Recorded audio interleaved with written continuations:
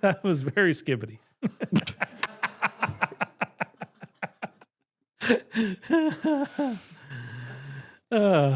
Weirdly,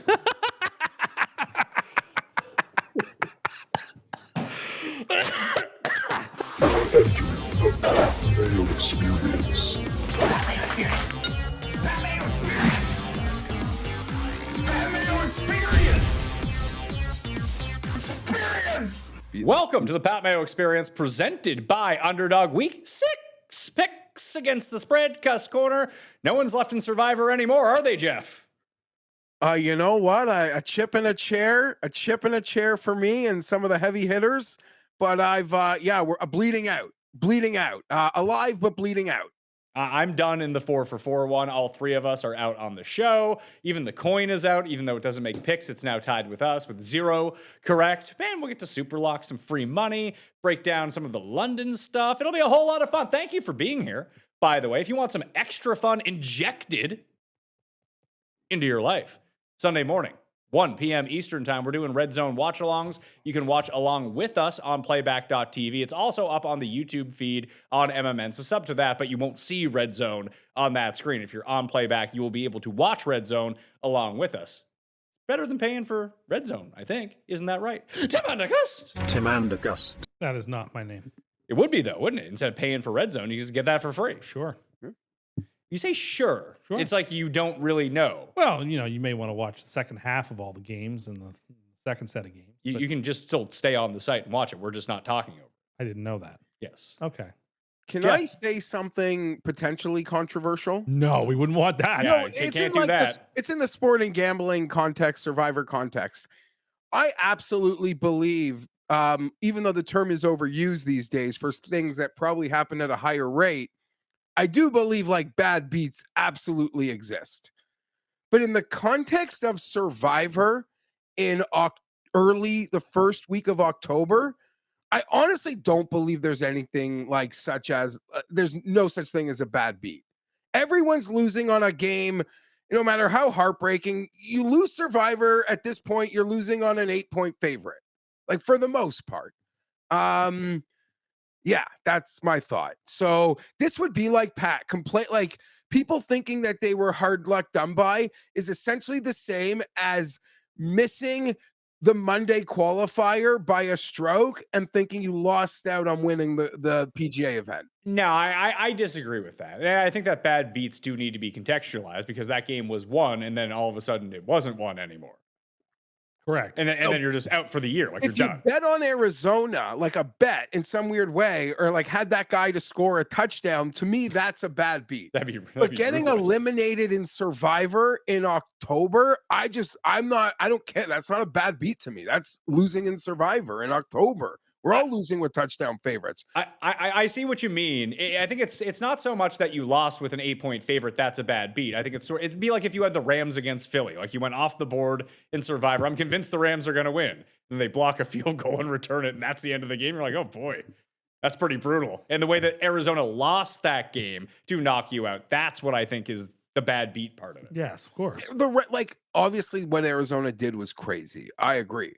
But like the Rams also had a 5-game parlay of stupid that they needed to pull off on their own to lose. Not really, though. Not in that way. Like San Francisco won that game. Arizona actively lost that game. I agree with that. I just do not care for like you're eliminated in Survivor. The heck with you. It's all like it's not a bad beat. You deserve it. Too bad. Survivor contests are essentially who can avoid this circumstance happening once every 3 weeks. When you sign up for Survivor, it's literally just about avoiding bad beats until after American Thanksgiving. Then so you agree that it is a bad beat? No, like you're literally beep, beep, beep, no. beep, beep, beep, beep. Yes. No, the game, like Arizona losing in the context of like a bet. Like if you had Arizona like money line, that is a bad beat. So then I guess you could, but the Survivor aspect angle is you're only losing in Survivor with essentially something relevant to bad beats. I do not care that anyone lost in Survivor. I even lost teams in places on Arizona. It doesn't matter. It's not a bad beat. In Survivor, it's not. You're just out. See, I would say that losing with the Rams this week was not a bad beat. Losing with Arizona was a bad beat. I definitely agree. Not only that, like then you had Tennessee finally actually had to come down the field and kick a field goal. They couldn't move the ball offensively all game, and you handed them essentially 14 points. Yeah, and then you ran 3 times and then played man coverage. That's not the important part. The important part is they had a 70-yard touchdown that didn't count, and then they picked the ball off, and it turned into the touchdown for the other team. And I actually think that touchdown. I didn't think they were going to overturn that touchdown. It was close. They should just out of principle every time. I agree. I agree with that. It's, LaDainian, Emmitt Smith, they literally handed the ball to the ref. And I'm not saying like Boomer don't celebrate, but holy shit. Cross the plane then celebrate. completely. Yeah. What happened to spiking the ball? Just do that. Just have that as your like stock It's not cool. celebration. It's not 67 enough. Not cool Or, enough. yeah, just go do something with the goalposts like Tony Gonzalez or something. Like, I don't know. Oh, Chargers made a trade. What'd they do? They traded for Daffy. I don't like it. Why? I don't even know it. They traded for I don't Daffy want to Duck? invest in anything. I want to give up. Yeah, We'll talk about it. we'll get to that when we we'll get to talk the about this Chargers. disingenuousness. Yeah, they traded for edge rusher from the Ravens, Daffy Owe. He was scheduled. He's going to be a free agent next year anyway. Listen, our GM is from Baltimore, so he probably just likes the guy. Okay, whatever. I mean, you could use an extra edge rusher. Mac is still out. We could use a bit of everything. You probably didn't want any of the Ravens O linemen, so that's probably a good thing. No, but Or listen, Cooper you just Rush. it's okay. It was one of my more like foul language Sunday game experiences in a long time. And the Blue Jays were just yanking the ball out of the park. So I shouldn't have been that angry, but I have like a list of grievances with individuals, but I almost don't even want to do it because, like I don't want to pass along Kenneth Murray's mantle. I don't, but they're putting me in a tough spot, boys. They're 3-2 with 3 division wins, and they only really started to see themselves as losers as soon as Tim proclaimed them the best team in the AFC. Didn't help. Since then, they're 0-2, but now that they're not the best team in the AFC, they can win again. Yeah, but they're on bye this week. The quarterback is taking They are.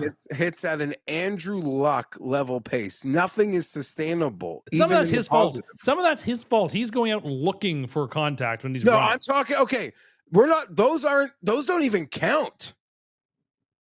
I'm not even referring to those ones.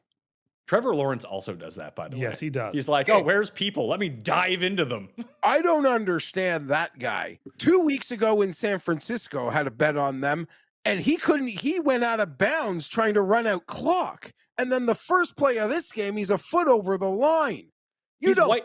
Someone described him as white Jameis. That's who he is. He lives up to the dumb blonde reputation as well as I live up to the fat guy who likes cake reputation.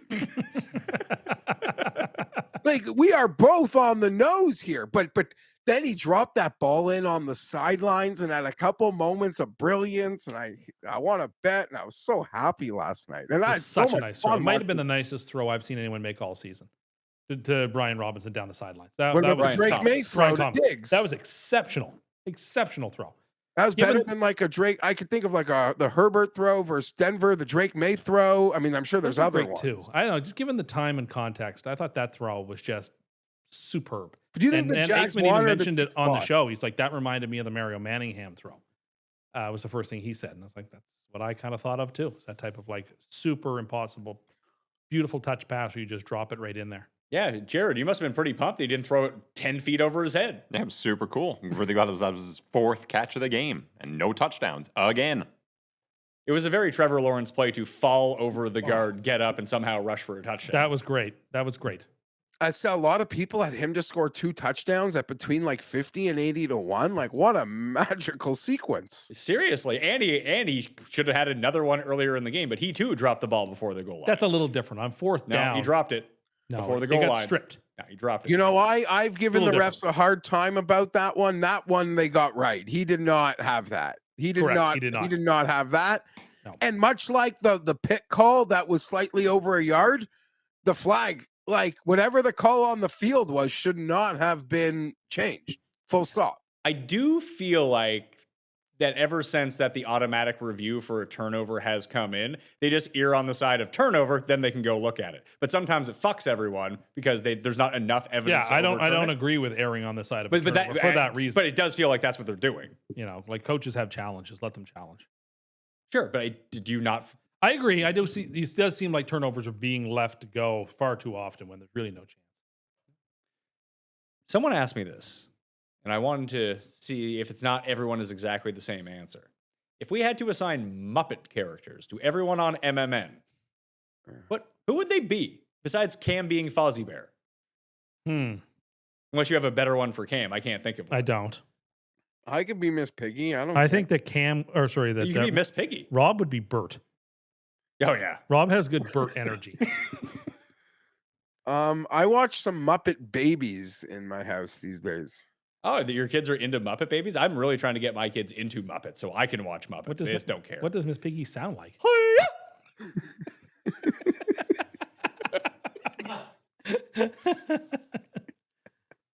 Feel like I'm pretty clearly Kermit. Although I guess Muppets, the Sesame Street ones count as much as the Kermit ones do. No, I mean, are the Sesame Street characters Muppets? Or are they just mop puppets?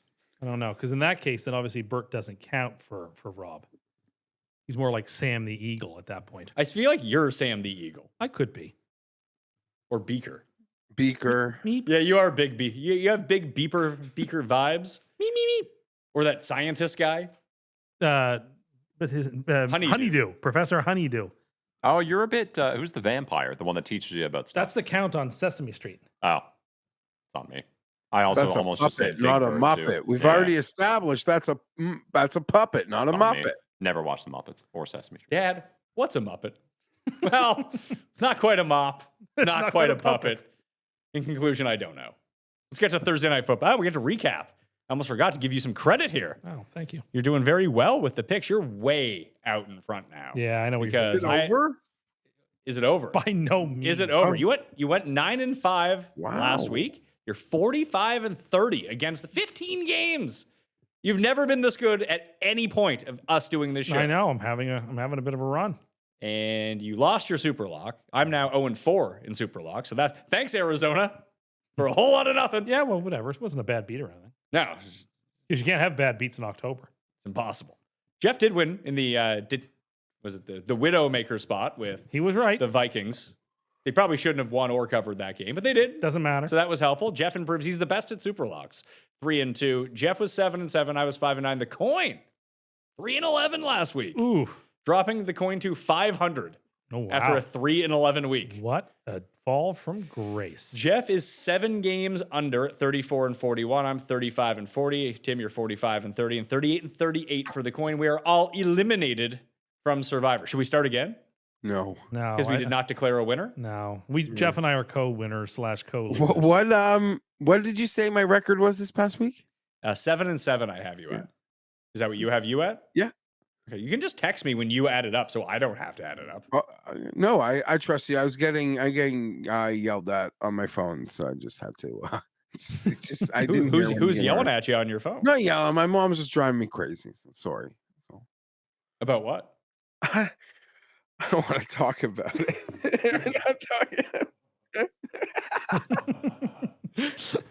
I just, you know what? I'll say this here.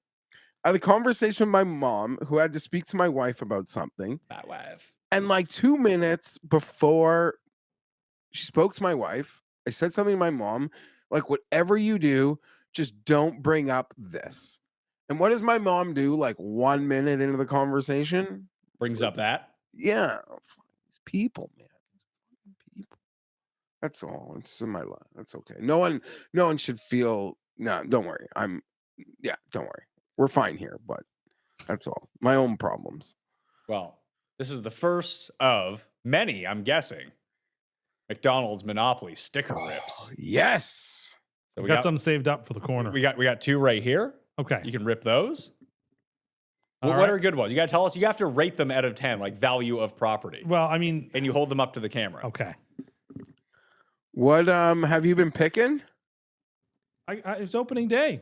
It's the birds are chirping and the sun is shining, and you know. So did you get like a meal for two? I have something to rip when Oh, the they have no corner starts. coupons, right? During Monopoly, they no, remove we all want that. coupons. But according to Tim, that every other place is now putting on sick deals Well, to if you've come. noticed that A&W has teen burgers on for $4.99. Dave's singles are on for $4 at Wendy's. Burger King is coming out with croissants that are like 2 for $4 at breakfast time. Like they know. Don't tell me that McDonald's Monopoly isn't the central thing around which all of these fast food places schedule, because all of these deals hit exactly when they know everyone wants to go to McDonald's. They have to Excuse me. run promotions to try to make you feel like you're getting some value to keep you away from wanting to rip. You got to hold them up to the camera, Well, too. they're so little you can't read them.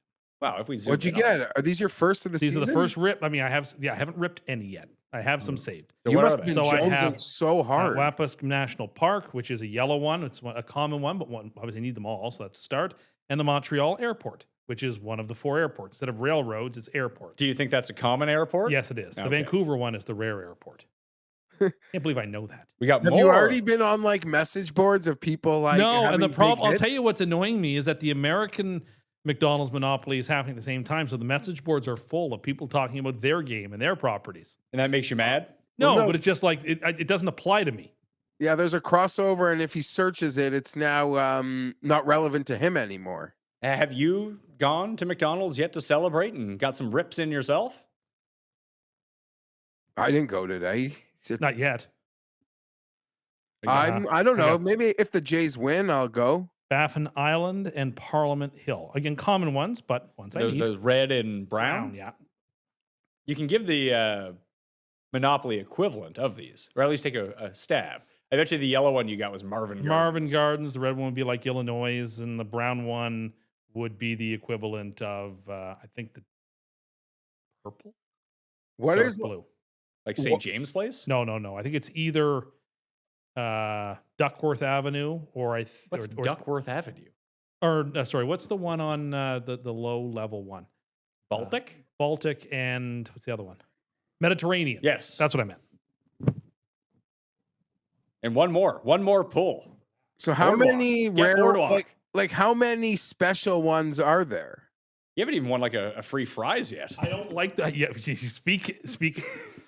I won a small, and of course it's a small, so you can't get any stickers on it. A small hot coffee. You can have this. Oh, thank you. And oh no, Oh, it was a green one. I'll get it later, but it was a green one. and you have more to rip later. Oh, I got some more during the corner to rip because So, really What the did corner you is. buy? How much snack? What did I you just buy? have an extra value. 20 meal. nuggets? No, we just had we had 3 coffees for the 3 I've of got us. some earlier. Yeah, I stuff know, for the but I'm rips. asking Tim, did he buy his 20 nuggets? Not yet for 20. the- I bought a 10-pack, and we'll get into it because there's 2 things in the corner I want to go through. It's some rips, and then I want to yell at you for a little bit. And some rips. Getting That's okay. ripped. You know what? Honestly, I've been losing my mind. I probably deserve to be yelled at. Yeah, well, so- that's going to happen. Well, I Okay, did. That's fine. But before we start and get into the games, Jeff, there is an early nominee. I mean, people are keeping track of the Custies without Paul here. Paul was like really the shepherd of some of these things, but this one, I just vividly recall it. And Most Cust Death has a new nominee, Jeff. Who went? Who perished? What was the Augusta National of Hawaii? Oh, it is true. If anyone has seen a picture, Dan Bach put one up. He's currently in Hawaii. Kapalua is a dust bowl. It It's is. sad. You cannot play it. No, I It don't is even know if it's out of gonna existence. No, it's not even going to come back. You killed a golf course. I mean, it's a shame. It's by far the nicest one on Hawaii. It's You don't. You it don't. tracks You with the know one other course in Hawaii. Wailai. Yeah, that's it. You know the 2 places where they. I put, might know whatever new Hawaii course they play the Sentry at. Well, I asked Michael Kim that he doesn't know even if they're playing in Hawaii. Yeah, but I don't you know, think it's a they're shame gonna. because Kapalua is, you know, the stats suggest that it's a lot like Augusta. It's a big open track. It's a par 73. It's just it's beautiful to watch. The PGA Championship should be played there, and actually, Oh, this could be like best case scenario for that hope, because if this course comes back, they will want to reward it in some special way. And I think a PGA Championship at Kapalua could very well be in the offing because of it. And that would be fantastic. I would say that there is a 0% chance they play a major in Hawaii. Well, you say that, but we'll see. I mean, I would like to bet on this, but it will just be till we're dead when it still doesn't happen, and then I'll never get paid out on it. Jeff, chances that the PGA holds a major tournament in Hawaii? It's insane. Yeah. It's just logistically they can't do it, and that you need a property that can. Of course you can do it. You just do it like they used to do it when it was in Florida. You have it in January, February. It doesn't have to be in May. No one's going to go to this thing. Yes, they will. No, they won't. Yes, they will. Who's going? I mean, more people than went to Los Angeles Country Club. Well, that. They limited Nobody tickets went there. to that. They limited tickets for people who could get in. Okay. Well, there'll be more people than that. I don't even know if there would be. Just not that many. Like, you'd have to actively travel to Hawaii. It's not super cheap to get to Hawaii. No. Usually, when they have to move an event, they do like to keep it in the state. Like they do, like to the residuals and all the benefits that the events bring or charity. Like they do like to put it somewhere else in the state if they have to get out of somewhere and it's possible. So I think they'll find a place in Hawaii. I also take no responsibility. Well, of course not. Why would you? Philly and the Giants kick off week number 6. Thursday night football. The Giants are 7.5-point dogs at home. 41 is the total right now. Jackson Dart is going to play. It looks like Darius Slayton is not going to play. Saquon Barkley's banged up. Maybe it's his hurt feelings from not being good anymore. That's a bit of a hot take. Well, it's everyone on the Giant, everyone on the Eagles. There's just all the skill position players are like, it sucks being here. Imagine turning that quickly after winning a Super Bowl. After one game. They're almost acting like Rory like a month after winning the Masters. How so? You remember like Rory won like the Eagles won the Super Bowl, Rory won the Masters, and then he was like a sad sack because of like the driver at the PGA or life wasn't as fulfilling. It was like weird. I get like the Eagles are giving off like a same weird vibe for a team that has their record that is off being champions. That being said, I mean, this is an outstanding spot. Short week always favors the superior talent. They're off of a loss. This is Eagles. Eagles going to win by 10. Eagles by 10? Okay. Well, I'll take Philly too then. Why not? -7.5. The coin will be going with Philly as well. Ian Hartitz on the fantasy show. Maybe it was Jake who pointed it out. The Giants just can't stop anyone in the back end. So if anyone's ever going to go over the top, if Jalen Hurts is ever going to try it, it's going to be this week, and it's probably going to be your main man, Devonta Smith. I would hope so. He's the best receiver on the team right now. A.J. Brown has not been playing that well this year. Is it that he's not been playing well, or he's just too sad to run routes? I like the Eagles. Eagles are on the money line parlay this week. Yeah. You're getting rid of the teaser, going pure money line parlay. This week I am, yeah. I'll take the Eagles on that. You know you don't have to do the Thursday game. I'm aware I don't have to. You keep losing them. I'm 0-5 on Thursdays, and I love to bet primetime games.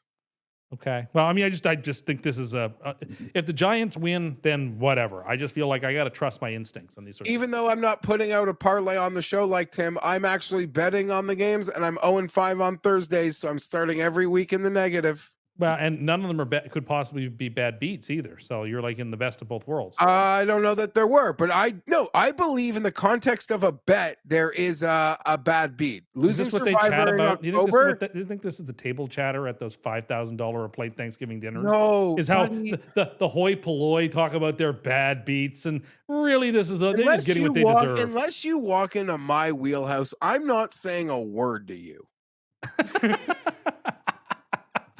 And I don't mean that to be like I'm very, but no. I don't know where that went. He's focusing on the food. The food is the main draw for Jeff. I would hope so. He does not want to be bothered. It's also like a thing. It's also oh shit, is that this weekend? Yeah, it's this weekend. That's why I Oh yeah, mentioned it. thank God the Chargers play at 1, so that'll be over. Better win. Yeah, shit. I'm going this weekend, I think. It's Thanksgiving. Nice. I But can't Sunday, wait. so I'll be distracted. I'm watching ball on my phone. It happens. Like I went to a kids movie and streamed the Ryder Cup on my phone. I get it. I can't wait for Jeff to regale us with stories of I'll next week. just send you pictures, Tim, and you can tell. I'll send Tim pictures and he can turn it into any story he wants. Okay. That The I think gilded that, gravy boat in the middle of the table will be enough to to have me excited. That would be a fun Cust Eats. You go to the $5,000 a plate dinner with If Geoff you- and we film you. I get you a seat, and it's not that it's like just it's more than it should be, but it's not even like anywhere. It's such an egregious misrepresentation of what it costs. Well, let's get on an airplane. If it doesn't cost that much, you can afford a ticket to jolly old London to see your New York Jumbo Jets take on the Denver Broncos. And they are 7.5-point underdogs as the home team in this spot. 44 is the total. Geoff, Tim said that this current Jets team is bordering on being the worst team of the past 15 years. Despite Okay. having 86 amazing players on it, they just can't figure it out. It's amazing for all the craziness, Pat. I mean, you've had a front row seat to being Tim's friend through like pretty much this entire journey and run. It's like gotten worse when you think there's no way it can get worse. I'm laughing, but I'm crying. I mean it. I know my face shows a smile, but inside I'm crying because I'm so sad for you. I've never bought into or engaged in the conversation of like worst franchises in sport. I don't know. They might actually be the worst. This is worse than ever. Well, let's quickly do that. Let's It's do pretty bad. Let's do a rankings of the worst franchises as currently constituted in sports. Okay. You know, like the Browns are an embarrassment. They gave up on Baker and they took Deshaun, but at least like I don't know, are they worse? Like I probably not. They've been to the playoffs a couple times. They got a playoff win. Even With now, Baker? even now with their horrible quarterback situation, they compete. Right? Last year with like Flacco or Jet, like I would say you're worse than them. That's tough. What do you know? I don't know. Let's debate it then. You can talk me out of it. I'm trying to think across all sports. Sacramento Kings are terrible. No, the Charlotte Hornets are The Charlotte terrible. Hornets Okay. are terrible. Yeah. Aren't the Charlotte Hornets a bit on the up? Like, No, isn't they just have Lonzo, who's like not. He's like flashy, but not actually good. Oh, see, I don't know. I Marlins just have been assume he's moribund good. for like 20 years. Yeah, but they LaMelo. have what's that? LaMelo. LaMelo. Yeah, sorry, LaMelo Ball, who's like Hitting Apparently one-legged really good, three-pointers though. for fun. I don't know anything, but apparently he's really good. yeah, but they don't win any games. Yeah. A stat pattern, some say. In the Yeah, NBA, I think it might be Sacramento though. I kind of think Sacramento had the beam season like 2 years ago. Okay, yeah, that's you know what? They did have a really fun. So. Book that tea time. Got to book that tea time. Got to get it on these early times, or I'm not going to get a time. It's late how in the many- season. How many more weeks you think you got left? I think like, Jared and I played yesterday, and it was you're good at Celsius to Fahrenheit. On the course, it was 31 degrees. What's that? That's like 87, 88 incredible. degrees. Yeah. Incredible. So you got at least good. Keep But that on, could keep on. that could be 51 degrees next Wednesday. I have no Yeah. idea. I Just know. I'm playing Friday. I think it could be my last of the year. It's starting to turn, I think. Really, I don't mind fall golf. No, I I don't like mind it. it either. I like it. No, I like it because I'm always I don't mind it. But it's still pretty early. Probably got the month. But I'm going away. So I'm gonna miss probably my last like actual chance for golf. Do you have the Um, energy to play the top green at number 1 these days, Jeff, or are you just playing the seniors green because you don't want to have to walk up I've that hill? never played the seniors green in my life yet. Stop it. But we do have on the whole property. We have one seniors green because they did a renovation, and like the main risen green was. Anyhow, the seniors really liked it, and so it's just stayed. But there's it's weird. Good for them though. I don't know who's the worst. Like in baseball, does anyone compare? Like maybe Miami. No one No, goes they to won. those games. No, Jeff, they no. haven't won anything in 20 years. But they've overachieved a bit. They had like a playoff season 2 years ago. Every now and again, they overachieve.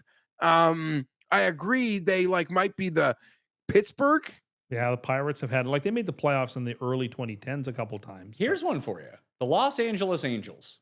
Yeah, They that's had- a real sadness. They wasted Mike Trout And and Shohei Ohtani. Ohtani and Albert Pujols. Yeah, And they they, might- and you know they what? have the longest playoff drought in the MLB as well. Yeah, I remember they made it with Trout once and they got swept in the ALDS. So here's the Um, thing. That What team is actually terrible. makes you worse? Like doing something like that, like wasting Ohtani, wasting Trout, just giving up on Baker for Watson, or just being the Jets? Because I agree, those other examples might be more painful in some way. But they've also experienced no success at the same time either. Yeah. So it's almost worse in a weird way, where they've had this very high-end talent that gets people excited, unlike the Jets, who just have like a bunch of losers. Well, we have some high end talent now, which we're wasting. Who? Garrett Wilson is one of the top 10 receivers in the NFL. We're wasting him. Ish. He's a borderline Sauce is the top 5 cornerback. top 5 at what? Causing I think penalties? so. We're 20 wasting him. No, Garrett Wilson would be crushing it on like 90% of the league. Yeah. I It's all think. very Yeah, sad. but I mean, just because you're a top 10, that doesn't make you a top 10 receiver. He is, though. Okay, so talent-wise. top It's just- 15, he is. like Yeah, he's I Garrett think that he's a fringe, real life top 10 receiver. Like if you could, like, would you rather have, I don't know, Lad McConkey or Garrett Wilson on your team, Jeff? probably Garrett Wilson. Okay, but you're now thinking about that. Garrett Wilson. Sorry, I said that slowly, but yeah, Garrett Wilson. I think that's an obvious answer, right?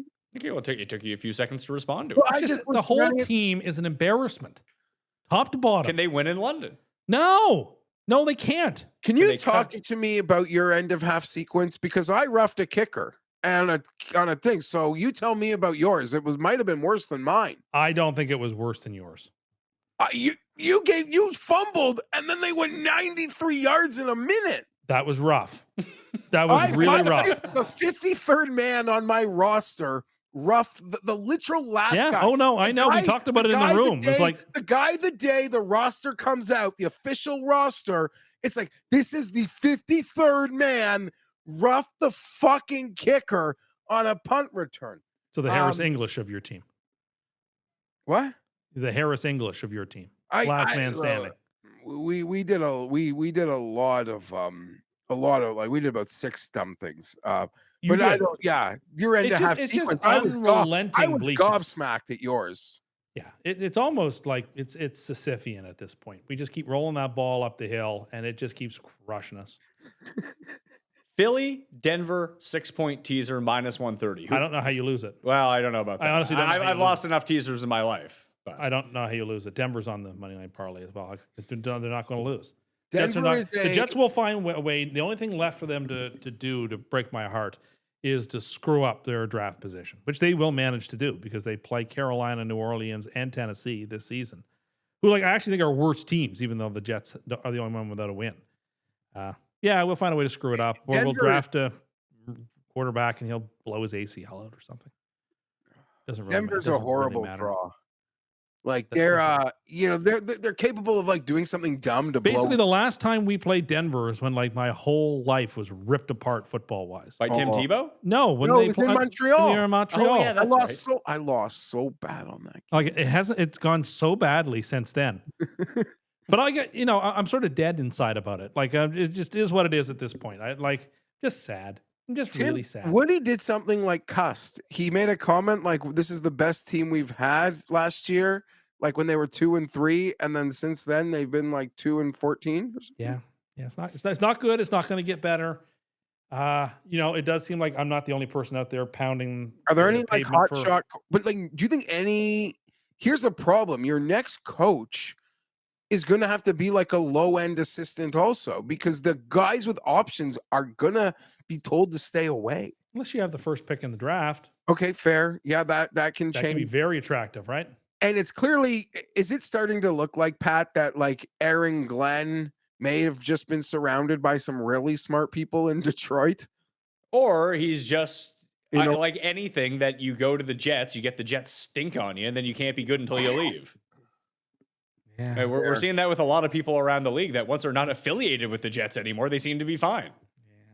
So there's probably something institutional about this. And Maybe you- Woody Johnson you- needs to sell the team to you, and then you can run it how you deem fit. That would be sweet. You know, in some way, I love you, Tim. I love you, but the way you take misery in other like Dolphins misfortune or Patriots misfortune, Well, this whole time, like you're just the Jets are the ultimate misfortune. Where? Maybe if you showed a bit more empathy for those other franchises, that No, I hate those franchises. maybe this is what's keeping you in the cellar. All I can find is joy in their misfortune. Remember when Fields was going to be an MVP candidate? Like Dolphins Reddit and Bills Reddit was quite a bit of fun this week. Oh, what's Jets Reddit like? Dark. People are calling for Aaron Glenn to be gone. I saw a post of one person said, remember when Aaron Glenn said Aaron Rodgers wasn't good enough to be on this team? That was a fun day. You love that when he said that. Sure, it's the right thing to say. You just can't back it up. Mr. Accountability. Why don't you start taking some accountability yourself, Mr. Glenn? So he should fire himself? No, but like when the year's over, like I think he's got to go. Pat, here's the real. As someone like the Jets, like from I'm not in with Tim, but like I seem to have overbet them over the years or believed in them. That was a mistake. Been responsible for whispering sweet nothings in Tim's ear to get him extra excited. That defense looks like worse. It looked worse than it did. Like they have regressed, and they were bad. Like as an organization, they're bad and they're regressing. It's mind-boggling. Well, part of it is that Tim continues to talk about Sauce Gardner like he's a superstar. He's not good. He is good. He's not good. He gets lit up. Usually does not get lit up. Well, And then the stats actually if bear he's that. not getting lit up, he's committing pass interference penalties. This is just you trying to get me going. I'm not trying to get you going. I'm trying to Trying to have tear you down live in the couple reality. of When you see, different we decent watch players the taken. games every single week. You What notice- does Sauce Gardner do? He's trying to pass interfere with George Pickens going down the field. Still can't stop So him. you notice the cruelty here that when we talk about the Jets, all he wants to do is I talk about need- I how need Garrett you Wilson to- is this I fringe need player you- I and said- how Sauce is no good. Okay, because that's when you heard like fringe I'm not player, down and when I'm you not heard, down. hold on. I will finish When you my hear- point, and no, you can you're talk. misrepresenting I'm what gonna I finish my said point. now. Yeah, I said No. he's a fringe top 10 receiver, and now according to Yo, me, you he's said a fringe you receiver. said top 15. You made the No, I believe that word You came know, from Geoff. I am down and out, and you seem obliged to kick me over and over again. I'm just trying to get you to realize that some of these guys may not be the great players that you They think are they are. great players. Oh yeah, they're fucking awesome. They are They're awesome. 0-5. They've never started 0-5, but they have a team of all fucking pros, don't they? It's not their fault.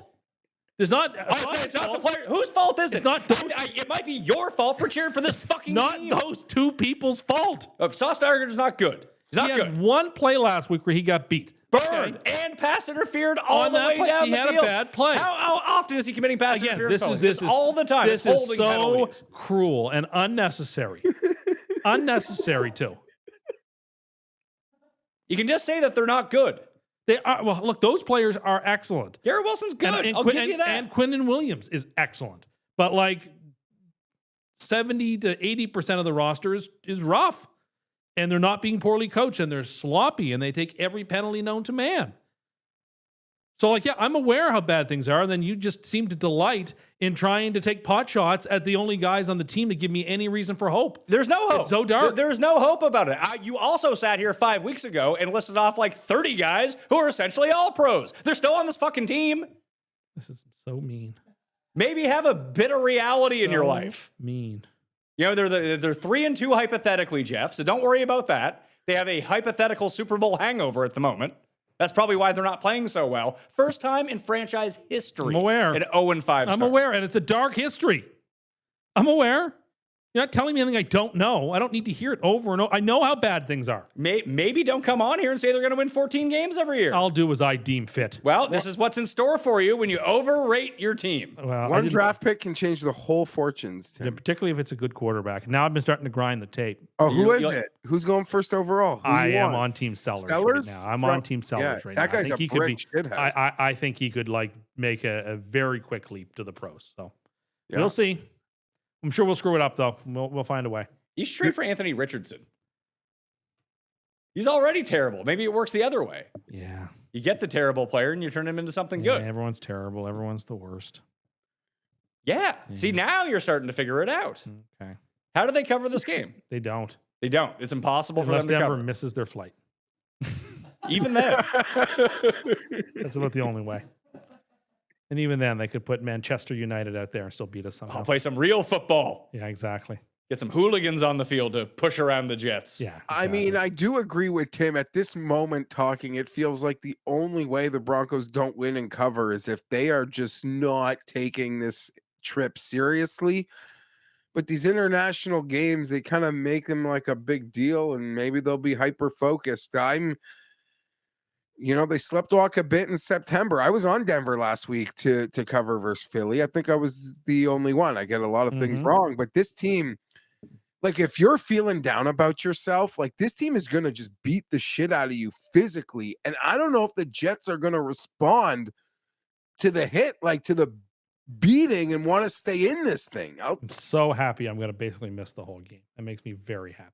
Not a real Last time fan. you missed a game, they won, though. Oh, No, they I'm gonna, didn't. No, Yeah. they didn't. No, they when didn't. you went to bed, something happened. Tell No, me. oh yeah, they came back and still lost the game. Oh, They came back and covered, though. Maybe they gave away that game too. Is that also in London? No, that wasn't in London. Because you missed that one too, and they almost came back. Yeah, I saw the last Best 5 game. minutes of it, and Rogers threw that terrible pick in the end zone. And as soon as you walked in, No. Oh, so now it's a terrible Rodgers pick, was it? It wasn't bad. I heard it was whose fault was it? I'm sure the receiver also ran the wrong route. It was Mike Williams' fault for No, not that running the was- that right was a route. different You told us about that was the London game. No, I don't think so. It was a different no, it game. wasn't. Mike Williams Mike didn't run didn't the do right it in route. London. Mike was probably gone by London. like that was against Pittsburgh. No, he was already on I was already on the Steelers by the time Pittsburgh played them, I think. Didn't run the right route. Not Aaron Rodgers' fault for that pick. Now it is. It's funny how that works. No, I didn't say it was his fault or not. I just said he threw a terrible pick. So it's not his. So is it still his fault? It or was a not his terrible fault? pick. It ended the game. I'm not interested in relitigating whose fault it was. I don't see what the value in that is. Because it feels like now you're shoveling it all on Aaron Rodgers, where you spent all last year defending that it wasn't his fault. Again, it was this against the is- Vikings, is who I'm thinking of. And that was London. That Yeah, was the you're London game. right. You're Yeah, it was right. intended for Mike Williams, and then you blame No. Mike Williams. Yeah. Oh no, it was London. Mike Williams was a primetime game at night. It was a primetime game at night. We all watched it. That's No, why I just brought it up. It was a play at the end of the game to Mike Williams, and then Aaron Rodgers threw him under the bus, and Tim went along with him. Now it's Aaron Rodgers' fault. Interesting stuff. I'm going to take the Jets against the number. This has been an extremely mean-spirited segment, I have to say. Very mean-spirited. I just you come in with some reality on the Jets every once in a while. Very mean. You don't need to be the highest on them at the beginning of the season. Then you don't need to be the lowest on them 5 weeks in. I mean, everyone needs to be fired. They shouldn't even run a first down play. They should just punt the ball back. I stand by that. Geoff, are you taking Denver? I'll go with you, Pat. Give me the Jets. Yeah, this feels like you're going to get a Justin Fields suck you back in game here eventually. Nothing to suck me into. He's just like Cam Newton was on the Patriots that year. He's just filling time till like somebody good comes along. Could you sign anyone? No, there's no one to sign. You could have traded for Joe Flacco. I already experienced that. That was already terrible once. No, they're just going to finish the year out, and that's fine. Let's just click my heels and get to January. Would they please. be, if they were trying to win games right now, let's say they didn't have a first round pick for some reason, would they win more games with Fields or Tyrod? Hard to say. Honestly, hard to say. They both bring their own significant negatives and occasional positives. I'm not so sure it makes a difference. So Geoff and I are on the Jets, Denver for Cust and the Coin. This show is sponsored by BetterHelp. Did you know that October 10th is World Mental Health Day? And this year, BetterHelp is shining the spotlight on therapists, people who truly make the world a better place. BetterHelp has quality therapists working according to a strict code of conduct and are fully licensed in the United States.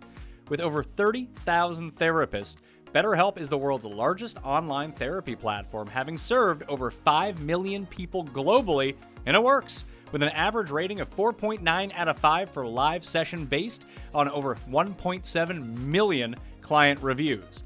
This World Mental Health Day, we're celebrating the therapists who have helped millions of people take a step forward. If you're ready to find the right therapist for you, BetterHelp can help you start that journey. Our listeners get 10% off their first month at betterhelp.com/PatMayo. That's BetterHelp, HELP.com/PatMayo. Here's a stat that stops people in their tracks. Nearly half of American adults say they would suffer financial hardship within 6 months if they lost their primary income earner. If that stat hits close to home, you're not alone. And you're not out of options. With PolicyGenius, you can find life insurance policies starting at just $276 a year for $1 million in coverage. It's an easy way to protect the people you love and feel good about the future. PolicyGenius makes it easy on you by helping you compare your options by getting quotes from America's top insurers in just a few clicks to find your lowest price. And you can talk to a team of licensed agents who can walk you through the entire process step by step. So, secure your family's future with Policy Genius. Head to policygenius.com/Mayo to compare free life insurance quotes from top companies and see how much you can save. That's policygenius.com/Mayo. Arizona at Indy. In the spoiler of all spoilers, is 6.5 for Indy, Wait. Jeff. Who was this Chargers trade? Did we go over this at the beginning of the Jeff, show? you didn't tell me who we traded. Who did you trade? You traded safety Ol High Is Gilman. this a real trade? Yeah. This is a real fucking trade. Did you think I was making it up? No, I just thought it was like we just got someone for Muck. We trade a real player. And you got an edge rusher and a 7th round pick. And you gave up a player and a 5th round pick. Why don't we do the next game and let Jeff process this trade? Well, everyone's going to take Indy and Survivor, I feel like, this week now if they don't take Green Bay. And now they're going to somehow get bounced by Arizona. That is exactly how this plays out, doesn't it? That's definitely a smart. We're late enough in the year. There are a couple of road teams I'd consider taking this week. But I mean, Indy seems like a layup. Indy does seem like a reasonable pick. Yeah. The coin is going with Indy against the spread. I like Indy against the spread. I like Arizona. What is it about Arizona that you like? I just think it's just a complete contrarian play. The world is going to be on Indianapolis. They won that game. They've been at home. Second highest scoring team in football. Most highest scoring team in the AFC. They've been playing great. Arizona just gagged away a horrific game and haven't played that great against bad teams, but I like the Cardinals playing indoors. I think the world is going to be on Indianapolis. And this is exactly the sort of game when nobody is backing Kyler Murray, that he plays really well. Harrison has a couple touchdowns. And even if they don't win, it's like a 27-24 or 31-28 type of game. And I like Arizona to cover the number. I think Arizona, the 2 games that they have not covered, Jeff, have been their 2 home games when they had a 20-point lead in both games. That's astonishing. I actually like siding with Tim here. I love that. Love that you're Jug. I love that you're keeping up with it. I love watching you suck on it. I love you, Tim. I feel like I'm being attacked on this whole I show. actually think I want to pick the Cardinals, and I'm going to pick the Cardinals. I think in real life, I could actually get more points on this game by the time I'd actually bet it. And I also want to use this game to talk about how all these people on the internet who can't stand how the coach like yelled at the player and gave him a bit of a smack after he fumbled on the one. Like these are people like I'm sorry if your fucking little job with your HR and your office politics didn't like that. Get a fucking life. It's the NFL. You just noticed, Jeff, I put a half-hour meeting in your calendar for tomorrow. Yeah, HR is. We're, don't worry about it. We're going to have a chat first thing tomorrow morning, okay? Yeah, that's what I mean. It's these people who live in like these, who are like thinking about it in the context of that. Like, I haven't seen a serious person have any problem with what happened. like these people, these coaches, everyone on these teams, it's like it's just the truth. They feed their families, some of them, on wins and losses. Okay. So it's real. That's how it gets spoken. Like that's what's going to happen on a sideline when you do that in professional football. Yeah, I agree with you. That's probably what's going. It's not like you squared off and punched the dude in the face. He's just fucking pissed off. Yeah. But what I'm saying is that the people who you're saying that are complaining about it, pretty sure they're like bots on the internet. That's what the bots are doing. Bots are doing anything that they can find like a wedge issue on, because it's a pretty one-sided thing. Engagement farm? Yeah, that's essentially all it is. Like 80% of the internet is bots now. So when you think you're arguing with real people, you're not. Like you're on So it's Reddit, like 80% bots, making up fake stories. Twitter, 90% bots. Facebook is just, the comment section is just bots. Sometimes the bots are the less crazy ones. Yeah, well, Sometimes. well, the bots encourage the real crazy Yeah, that's it. people to get going. They exactly. They Like I said, smoke them out. I haven't heard anyone of like, have you talked to anyone you know, Jeff? Be it like online, know that you know the real person, or talk to in real life that's like, oh my God, Jonathan Gannon, get out of here. He should be fired. I mean, full disclosure, I haven't had much human interaction in the past like 48 hours. So no, like I haven't spoken to anyone real. Yeah, so if you're living online, like the people who are upset at He won't even take his mother's phone calls, for heaven's sake. No, Of course he's not that's talking not to true. people. He told her what not to say. Yeah, and then he's been avoiding ever since. No, listen, there's nothing. It's not like pertinent. It's just it happened, and it's like I don't want to be at the. I don't want to be at the point with my mom where I finish a conversation and then it's like, okay, can we go over the things we talked about? Like, I'm not gonna. I don't want. I'm not that. That's not what I'm about. I just was annoyed that like 1 minute after I asked for one thing,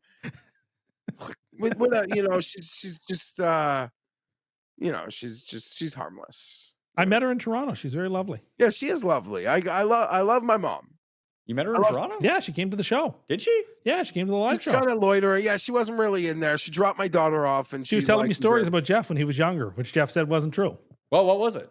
About how Geoff never gave anybody anything growing up. He was What very does that selfish. mean? Anyone? No anything? candles. You never gave them to anybody. Oh, I didn't. Yes, I didn't realize like the value of the currency to like my teachers. My mom is trying to get rounding errors from teachers from candles. I'm like, get the fuck out of school. Jeffrey never wanted to give anyone a candle growing up. I was like, oh, that's too bad. I didn't know what you were talking about for a second, but yeah. Oh God, yeah. Listen, you realize. Okay, let's move along. What's the next game? No, I like your guys' take on Arizona because it's the first thing I thought of when I looked at this game. It's like, oh, everyone's going to be on Indy. Everyone, myself included. Still not ready to trust Indianapolis. Very mad at Arizona. I am ready to trust Indianapolis. They've been awesome. I know they have. Is so Indy far. gonna stay? Indy plays the Chargers next week, which I think I'll be at. Is that America's Game of the Week? I kind of hope no. It'll just be 4 o'clock. I doubt it. By the way, can we put this Tom Brady shit to bed? Because it's not working for the Raiders, no matter how much inside info he has. Maybe they need more inside info to make them a Oh competitive no, team. no. People will only care. I said this from GoPat. People will only actually care when the Raiders are good. Only right now I care. And a joke that I had about the game on Sunday was the Chargers intentionally tanked to not give Brady anything. Oh, that's a joke, a bad one. But also, They don't I'm need just any wondering if Indy's incentivization to gonna- choke. I'm gonna, in my own little brain, I'm gonna see if for a Colts fan, you message me, let me know, is Indy staying out west for the week? I'm just curious about that. See, what you need is a cup with their schedule on it to read off. No, his point is like because they play back-to-back West Coast games. Are they staying out Well, there? Indianapolis is right in the middle of Yeah, the I guess they don't country, need so- to. You're right. It's a 3-hour flight. Go You home. probably don't want to run into Mark Sanchez in Indy. Oh my God. My goodness. That's a big curse for you too. Didn't we liked him? Yeah, I thought he was a good broadcaster. Hey, did you guys catch the guy doing the Panthers game? Well, only, Yeah, it was Garion told us Schlereth, about it afterwards. wasn't No, the local person doing No, the the color. Panthers Dolphins game, dude. The guy local reminded me, Pat, in like local color. 2001, the Chargers are 1-15. We've got the D-rate CBS crew, and I'm introduced to this newbie, Gus Johnson. It felt like stage 1 Gus Johnson, this guy calling Cardinals or Dolphins Panthers. Every 3-yard play was like the greatest. It was wild. Even on the moments where I was watching Red Zone, the volume spiked so hard when they were playing that telecast. You Because should have been watching Red Zone on MMN. with Pat, Jared, and Tim commentary with Tim Butts yelling in the background it would about. have been closer to like the finale of that game. That's true. Okay. I am pro having like one of those big energy. Like I never liked Gus Johnson doing big games.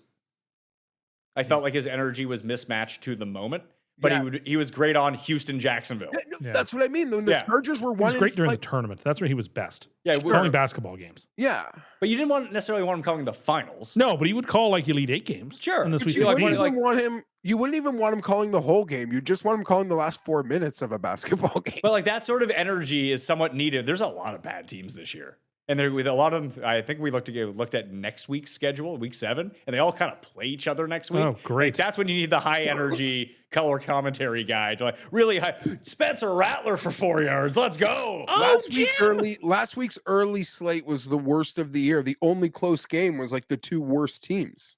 Yeah, we ended up making the flick over. We took what did we take off? What Jets and Cowboys. Jets and Cowboys started. Then Miami and Carolina got on the main screen, and then Denver and Philly got on the main screen. Yeah. Yeah. Yeah. Oh yeah, Denver and Philly got. They were actually on the played. auxiliary screen the whole But that time. game was over until it wasn't too. Yeah. It was. Philly's done that. They were done in the Rams game and came back. They had the big lead against Tampa last week. Almost gave it all It away. almost gave it all away. They had Gave away the Denver game. And like, look, they could have easily lost to the Cowboys if there hadn't been a 2-hour rain delay. Is Kyler actually hurt though? Well, we couldn't figure out what happened to him He because got that ball snapped into his head. Yeah, he had the ball snapped into That his was head. a false and start. It was either way. The ball hit him in the head, and then all of a sudden he's off the field going into the medical tent like he got a concussion from the ball hitting him in the head, which just cannot possibly be true. No, given the type of hits you take, you would think that would not be the one that would cause But now it. they're saying it's like a foot injury, I think. It looks like he's going to listen. He came back into that game. He's going to play. I will say I do not like Arizona if Toon is starting. It's not Tune. It's Jacoby Brissett. I don't like Arizona with a backup. Although I it would be a agree. revenge game for Jacoby Brissett. I don't Well, like Arizona with a backup. that's I wouldn't want it. In fairness to Jacoby Brissett, I feel like every team that he plays is essentially Not quite. He's not Joe Flacco yet. Who I think he'll probably play this week, isn't he? We'll get to that in a second. I don't have that information. Oh. But someone said that the Netflix quarter, I think it was Hayden Winks who said it, or someone put it out into the ether. I thought it was a great idea because I have really no incentive of watching that stupid quarterback show on Netflix. No, me either. I thought it would be cool to follow Joe Flacco from Hello, Joe. Hello, Joe, from Cleveland to Cincinnati, and to have to start the first week. Like, what happens to a quarter? Like, here's a playbook, Joe. Like what? Baker Mayfield did it in that Thursday night game. And he threw for won. like 4 touchdowns and got a job because of it. That worked out. It worked out for him. But either way, you think about like how much, especially like when rookies come into the league, like you need to sit down for weeks with this playbook and learn it. Like, here's Joe Flacco, like a day before the game. Here's the playbook. He's like, yeah, I got it. Just the Cito Gaston approach. You're just going to throw and you're going to throw hard. How many teams has Jacoby Brissett played for? Arizona, New England, Indianapolis, Miami. Cleveland, Washington, and now Arizona. Okay. A lot of teams in there. 7. 7's a lot of teams. I don't know if Joe Flacco's played for 7 teams. New York, Baltimore, because he plays for the Ravens for so long. New York, Baltimore, Indianapolis. He's played for Cleveland. 9. Oh, no, that's double up teams. Ravens, Broncos. I don't even Ravens, remember that. Broncos, Jets, Eagles. I don't remember that either. Jets again. Browns, Colts, Browns again. Now the Bengals. Okay. I like Indy here. I've tried to get very fancy with some of these picks the past few weeks. Just like, no, everyone's going to be on this side. I'm going to be on this side. Take a Zag approach. I just think Indy's way better than Yeah. I Indianapolis. feel like Arizona wants to screw you both ways. So this will be They your really opportunity do. to do so. double Dutch door Yeah, action. that's right. Jonathan Taylor's running. Is Jonathan Taylor the offensive player of the year right now? Hmm. I haven't looked at the odds. Jeff, have you looked at the odds? He's offensive player of the year favorite. Big Is he? time, I He think, yeah. should be because dude is just smashing every single game. Makes sense. Offensive leaned on player of the year, despite not having the stats, is Puka? No, it's Christian McCaffrey. Or Christian That McCaffrey. guy Yeah. has to be running on empty at this point. Yeah. And it's not getting any better. Every play that is coming from the Niners, like, I bet you it's going to McCaffrey. And he still gets like a little bit. Mm-hmm. It'll be nice if some of their guys come back just for one game, just so we can have like a. It's true. We They can have should- like a running lane They should somewhere. just play that Jackson Brown song every time he gets the ball. Running on empty, running on. This was going to be a Zag game for me too. New England at New Orleans, but New Orleans only a 3.5 point dog here. I thought it was going to be like 7. Way too short, isn't it? It Trap line. feels very fishy. I will say, You were dead right about New England. I don't know what they are to win the AFC East, but whatever the odds are longer than they should be. Well, Buffalo played as badly as they could. And lost, but like Buffalo again. Buffalo's played one good game all year, and they've played 5 of them. Now they're 4-1. Granted that. But how much better has Buffalo really been than San Francisco or the Rams or, Indianapolis? Or they haven't been. No, and well, that's Like, reflected in they've- their line. They've this now week, too. lost a home game to the Patriots. The Patriots are a half game back in the division. It's the same Patriots team who lost to, like Vegas. That was week 1. The Lions had a bad week 1. They had a bad week 1. The worst loss is not the Raiders, it's the Steelers' loss. To have 5 turnovers to lose that game. That's the loss that stinks. I think you can look at it 2 ways when you think about week 1. Yeah, the Lions got shellacked week 1. They also lost to a Packers team who's pretty good. No, my point is New England should feel much worse about their Steelers loss than they should about the threw Raiders that game loss. away. They got beat by Vegas. Yeah, And so, I mean, Vegas shouldn't be beating anyone, The Patriots, as we've seen. Patriots and Bills are much closer than, even though I think Buffalo at this point still probably would pull it out. It should be relatively close. It was minus 1,600 when we did the show Sunday night. It must be like half that now. It's minus 425 now. Yeah. So these odds are actually closer than what they should be. So the Patriots are like what, plus 375? 350. Okay, actually, so those are fair odds. Jets, Those aren't what I thought. 300 to 1. Yeah. So actually, those are actually fair odds. Because I think like 1 in 3 times the Patriots should win the division at this point. Especially, the thing is that the Bills have the same schedule as the Patriots. So they play all these like jabroni teams too. Yeah, except for the first place teams So they've already played Baltimore. They have to play Kansas City. and the Lions. Do they? Don't they have to play Detroit? Isn't that their crossover game? Their crossover game is Detroit? Doesn't Buffalo play Detroit? Like Detroit has all the hard teams this year.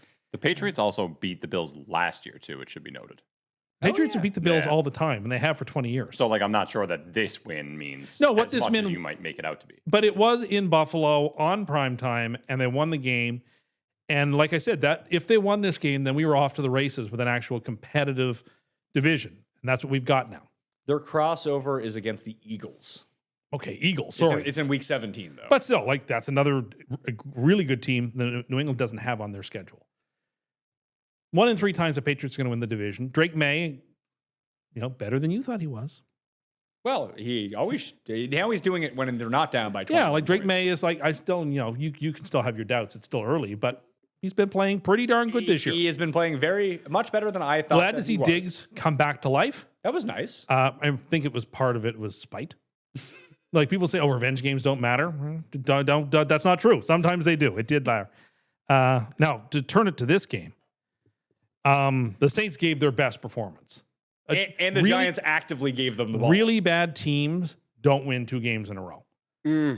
That's a good call. And so That's because of tough. that, we take the Patriots here. I am going to And we go put with the your Patriots logic on the money this. line parlay. All right, Although Tim, you convinced me fully there. This also fits because the thing that like I'm wrong about Drake May, you're right about Drake May, and Drake May has been very polarizing. I think it's because he's a New England quarterback. Yes. And that people said in some of these performances where you only looked at his box score, you'd be like, oh man, Drake May had a great game. It's like, no, he didn't. He had a terrible game. In fact, the reverse was true Sunday night.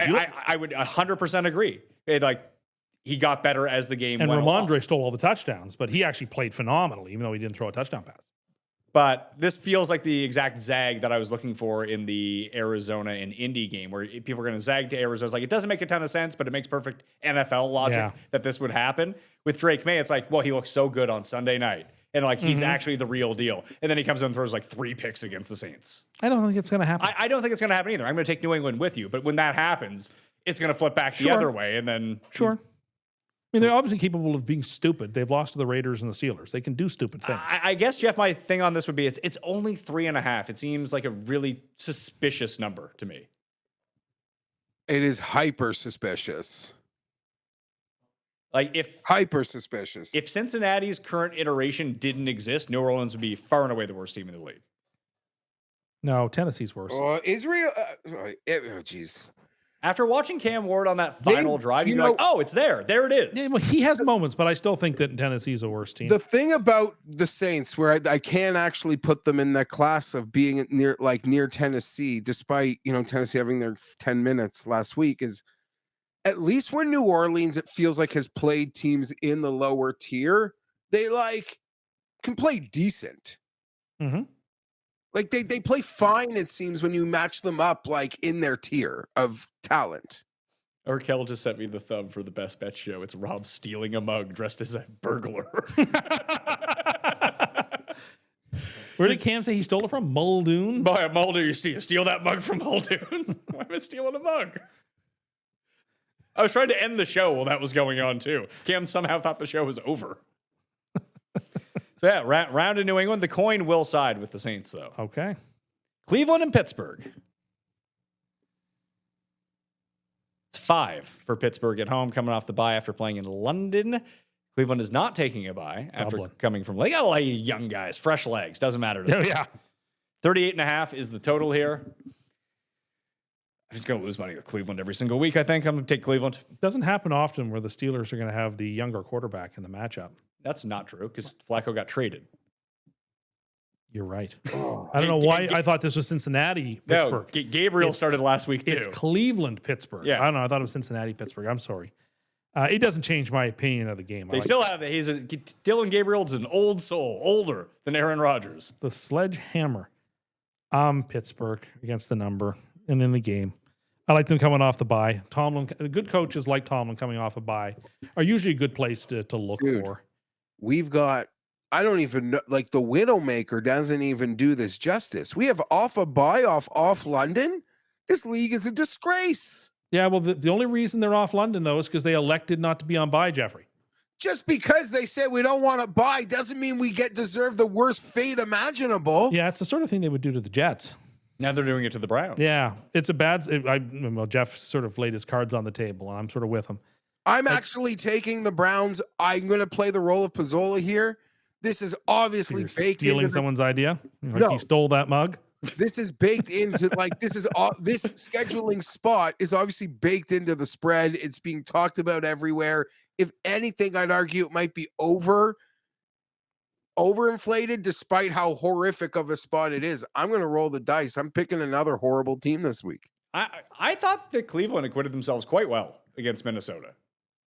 Okay, I mean, It's they weird certainly that- have their moments. Like their defense didn't hold the way. I mean, listen, they only gave up like 20 points or something in the game. Yeah. But they didn't quite dominate like they need to dominate in this spot. But I thought that for Gabriel's first start, didn't turn the ball over. He got the ball out quickly. Didn't really throw it to his receivers too much. I just think between the defense and Judkins, man, Judkins looks great. Yeah, but the Steelers are a smart team, and the Browns are a stupid team. I don't know how. And the Browns are unlucky, and the Steelers are profoundly lucky. So, like, I just don't want to stand there and hold a Cleveland ticket and go, "Oh, look, it's already 10-0." Yeah, that would be bad news. So So- you have to really compensate. Like take DK Metcalf out so he doesn't score a 90-yard touchdown against you. And then I just don't know what else that they do offensively that's any good. Like they're basically the Browns except for good plays to DK Metcalf. Yeah, And I think that the Browns not defense the main. is better. I'm not wanting this as the main screen game. Pittsburgh, you don't think that Cleveland-Pittsburgh should be the main screen No, game? the next game should be. Chargers and Miami, Jeff. The Chargers are 4.5-point favorites in South Beach. 44 is the total. When was the last time that Tua played Herbert, the Ocho Bowl? No, they played on opening day last year or 2 years No, ago. we played since then. Yeah, opening day. No, we played since that. Have you? opening Okay. day. Did Tua play in that last game or was he hurt? No, we played.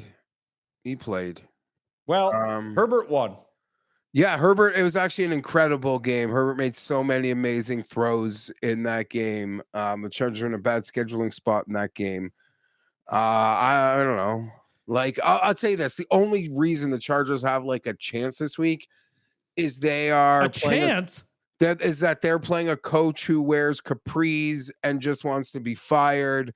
And I can't believe for the life of me that what happens in Miami between like Wednesday and Saturday is at a level of what an NFL team should be at this moment. And despite the Chargers' flaws, and they're deep, and the problems run deep, and I don't really blame the organization. I just think like everything, the Jenga tower is just crumbling. And I'm still excited about the like next year. But I could have like this year's doesn't even feel we're fighting for with the situation they're in. But Jim Harbaugh is Jim Harbaugh, and I believe to our best of our ability, it's a love of football that will be represented Wednesday through Saturday in our attempt to win the game. That being said, it was a comedy of errors, and maybe I shouldn't be upset at like fourth stringers.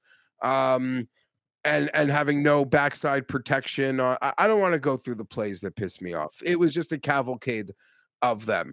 I have a quarterback that can convert second and 20, convert second and 30. He's not going to convert, he's not going to convert third and 40, I guess. So I need a better quarterback. And even in that game, despite Justin getting killed, like anyone who watches that thing again or watches the tape or watched it, there's still like 12 throws that he makes that are like ungodly, all worldly. But yeah, I get like we're going to have to win the game Wednesday through Saturday on a sheer desire because we are not capable of winning on football fields right now. I wish. Somehow he is sadder than you.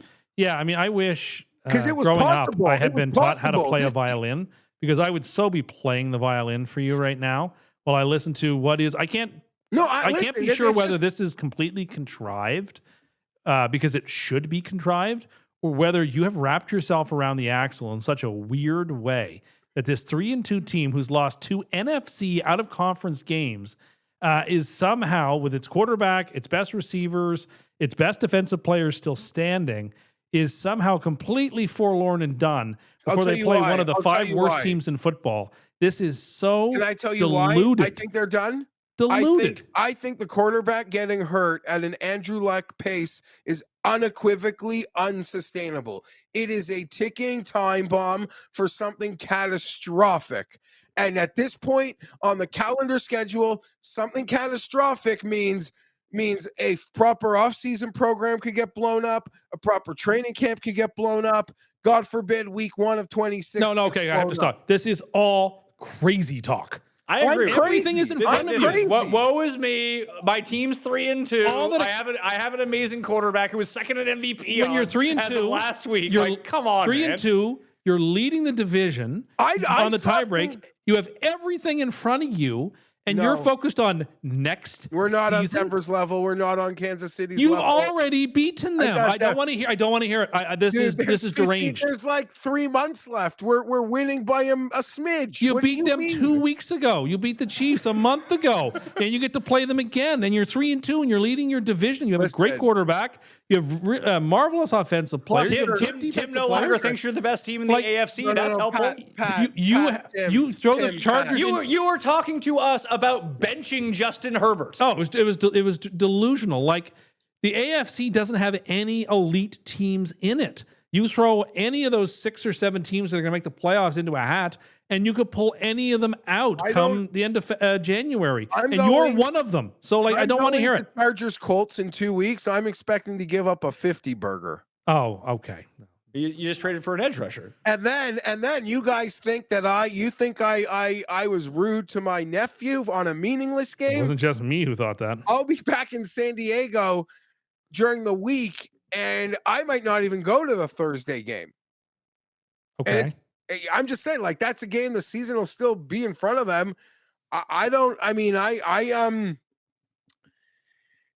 It's okay. I understand what you're saying. I get it. It's just the injuries are at such a cluster. Do you understand level. where I'm sitting and what I'm going I'm through? not And I have to you. listen to you complain about you would take your problems over my problems 10 times out of 10. So it Agreed. really galls me to have to sit here and listen to you pains bemoan me to have to your sit your terrible condition in sports life when you've got it a million times better than me. So I'm sorry, I just can't sit here and go, Okay, "Oh, you're right, Jeff. Things are really bad." You know what?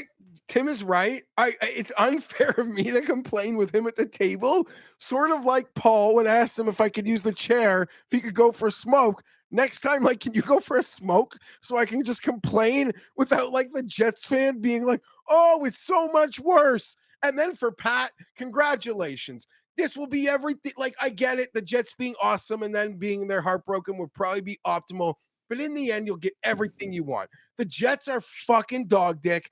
And the Chargers are like good enough to tickle my nuts, but just break my fucking heart. It's all coming, and I know it. But I don't believe in 25. I'm prepared for 26. And I swear to God, I've realized all this team ever needs to do is draft offensive linemen after offensive linemen. Because if Justin Herbert can stand and throw, this team will be fine. At this moment, he cannot do that. So that is why I'm concerned. Woe is me. I think the Jays are going to lose. I'm insane. You don't understand. You don't want to spend 2 minutes in here. Cutting that audio clip, are you? Make a note of what time that was said. No, I'm so if the Yankees hit one single in the first and then put something over the front porch, The Blue Jays were down 2-0 to the Rangers in 2015 and came back 3 straight to win. Hey, you know what my brain was saying? What? Just trust me. I'm tortured. I torture myself. You're torturing. Like, I just. Maybe this is because I listen. I like the Blue Jays enough. I haven't been to baseball in 10 years, but I tuned into the first 2 games. Like, this is great. I had so much. That's because they haven't had a 2-1 game. But it's not even that. They It's- load the it's that bases. I want them to win. I'm excited if they win. I don't really care if they lose. You say that, but I think once if they're in a tight spot in a big game and it's like the 8th inning, I'll be going you'll be through like, it. But come my on, man. entire No, what life Pat's isn't saying just is like, oh my God, like they're going like as soon as like a guy gets on first base, I'm going, well, the game's over. I don't want to watch this anymore. I just a level feel the second a ball goes over that short porch in Yankee Stadium, everything's going to work against us for 2 days. days, and then we'll be back here. But I live in my own brain. But I agree with Pat's saying. Pat's got it the best. He's going to watch a game. He's going to be into the moment. And like, he'll be like, oh, that sucks if like it works against what he's rooting for. But like 12 minutes later, he's literally not going to give a fuck. Full Correct. stop. Like, and that's a great, healthy place to be. That's kind of like where I am with the Leafs. And it's the healthiest relationship arguably in my life. And I just honestly, I saw so many. Well, now that things you're fighting happen. with your mother. I'm not fighting with my mom. When I'm in real fights, I've brought up like fights with my sister. Yes, Like, that's no, true. this is not That's fight. true. That's true. So let's not, and then I don't need something to get back to my family where I say I'm fighting with my mom. I'm not fighting with mom. Love you, mom. That being said, like there's a play like her, like, did you see the highlight of the clip? 2 plays, and then we could be done. This Tyler Conklin on a 4th and 2, guys. Do you know what he did? He ran a route. He ran out like a 3-yard route on a 4th and 2. And like, Herbert only throws rockets. He's wiping his hands on his ass. Like he's literally like cleaning his gloves as he needs to be catching the football. This fuck. And then I was so frustrated. And then this Bradley Bozeman, did you see this play? Herbert's making the checks, and then Bozeman makes a different check, and before Herbert calls HUD, he screams like, no, and then he gets killed. It's like it is unsustainable. It is. If we had to play Denver this week, I wouldn't want Herbert to play. Here's the thing: you don't play Denver. You play the Dolphins, Colts, Vikings, and Titans the next 4 weeks. Then Joe Alt's going to be back. You're going to be fine. Okay, Pat. I do. You're right. I'm crazy, but if they can survive the month, I'll be fine. They're probably going to win this week. Yeah. So you're taking the Dolphins then, Geoff? Yeah. Give me no. Oh, geez, it's so hard. This capri pants. Like, Bolt up. I'm going to be in Miami in Christmas. There's a chance I run into McDaniel working at the dispensary. If he gets fired, if I was the Chargers, I would hire Mike McDaniel because he is a savant at coaching a quarterback who has to get the ball out in 0.8 seconds or less. Apparently, that's what Herbert needs right now, according to you. The Bengals. No, he doesn't. I don't know if not that you're not watching, you're not into the coach speak. Maybe one of your nerds will tell you about it. But Harbaugh pretty much said at his presser that like everything is on the table in terms of scheme now for us. Like we have to. Nothing we wanted to do is in play anymore. Full stop. Well, it's good that they've acknowledged. Oh, Jared, yes. Question. Do we expect Joe Alt and or Khalil Mack to be back by November? Both, don't we? Why? That's what I thought. I'm just making sure. I'm not going to pretend I know all about the Chargers. So they have the Titans, Steelers, Jags, bye week, and then the Raiders. Thank you for 3-1. I'm bleeding out. Thank you for putting air in my tires. I feel horrible doing this around a guy who cheers for the Jets. I'll acknowledge that.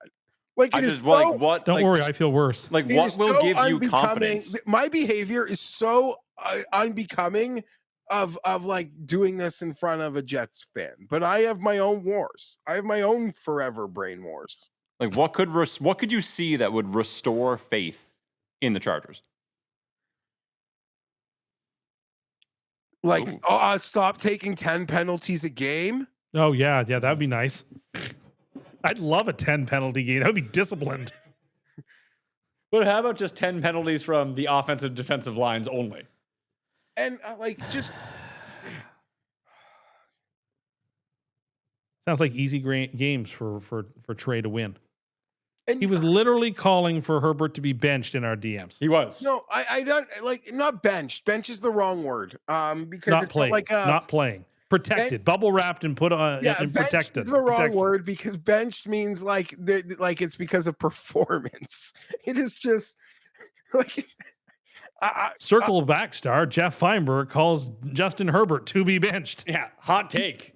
Between No. seeing this and the O-line, this was him not hugging Sanchez. Between seeing this and the O-line, I need perspective. I'm happy he's alive. Oh yeah, that's true. That video of from a week ago of him doing this bit for Fox with Mark Sanchez in a car. But he wouldn't hug him. Let Trey Lance play. No point in putting it on the line in 25 anymore. Yeah, I said Even it. Paul's like, what are you talking about?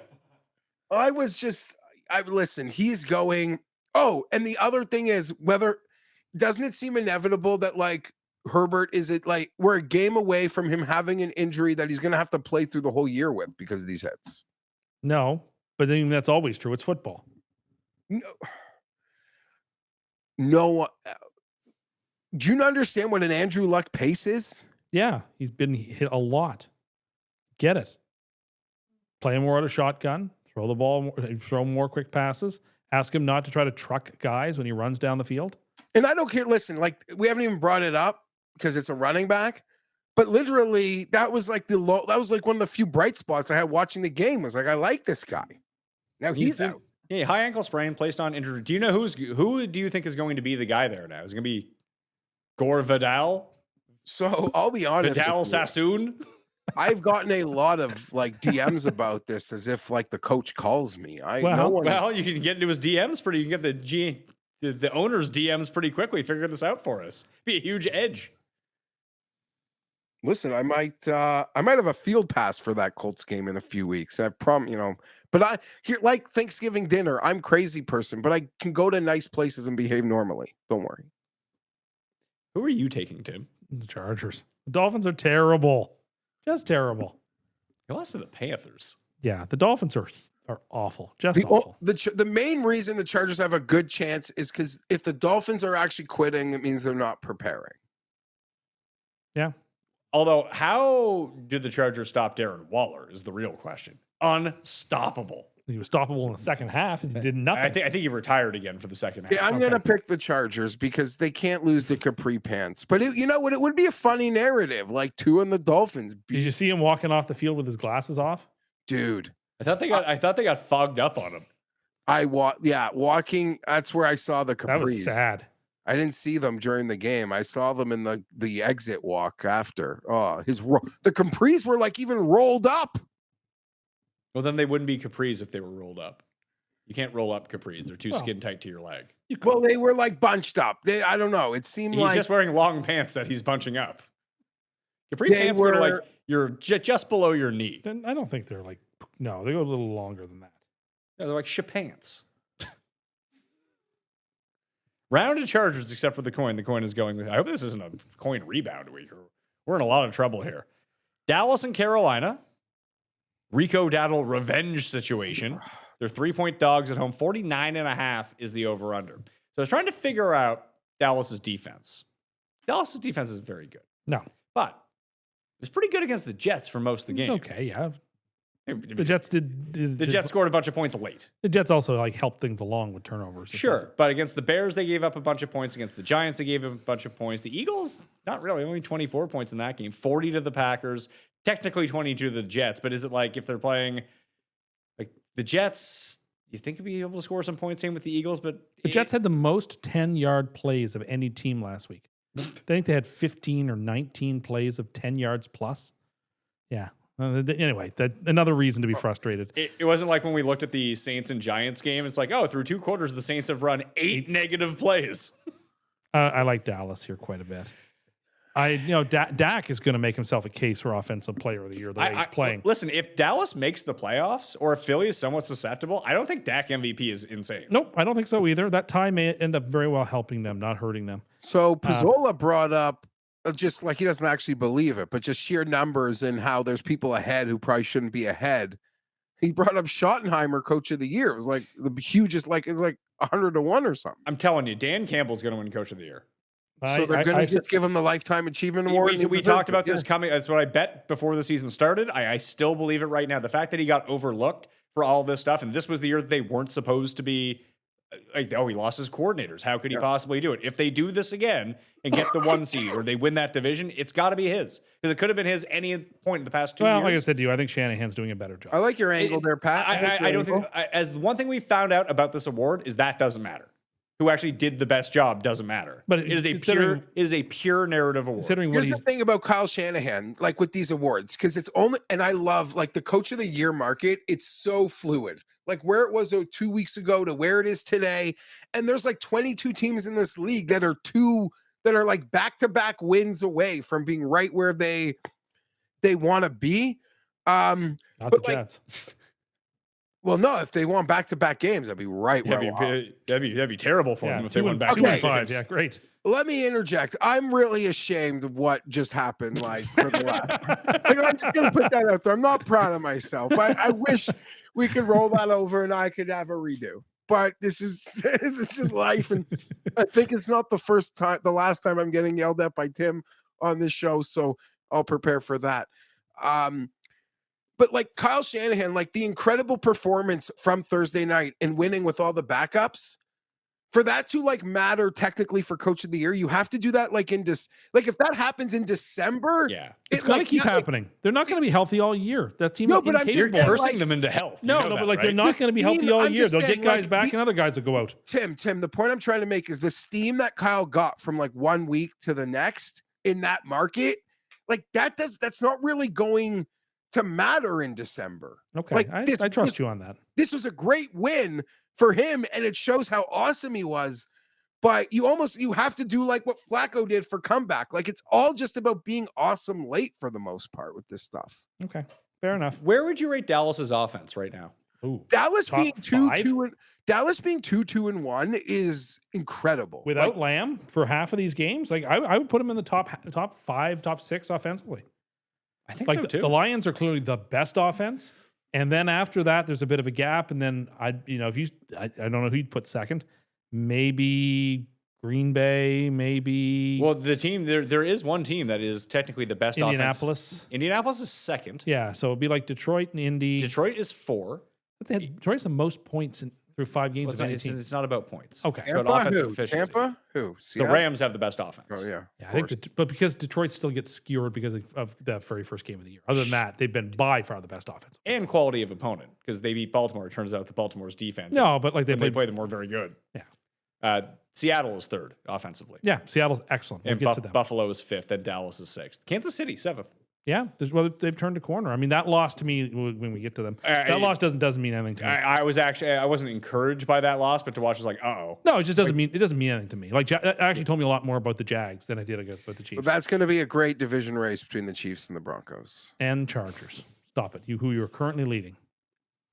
3 seems low. Like there's a couple of these low lines. Like, are we vastly under? Maybe the NFC South is secretly. No, much the Panthers better. are 2-3. You look at Here's this. the thing. Everyone was down on Dallas last week. They had the cluster O-line injuries. The spread even though it stayed in between small numbers, it did move like 4 or 5 points.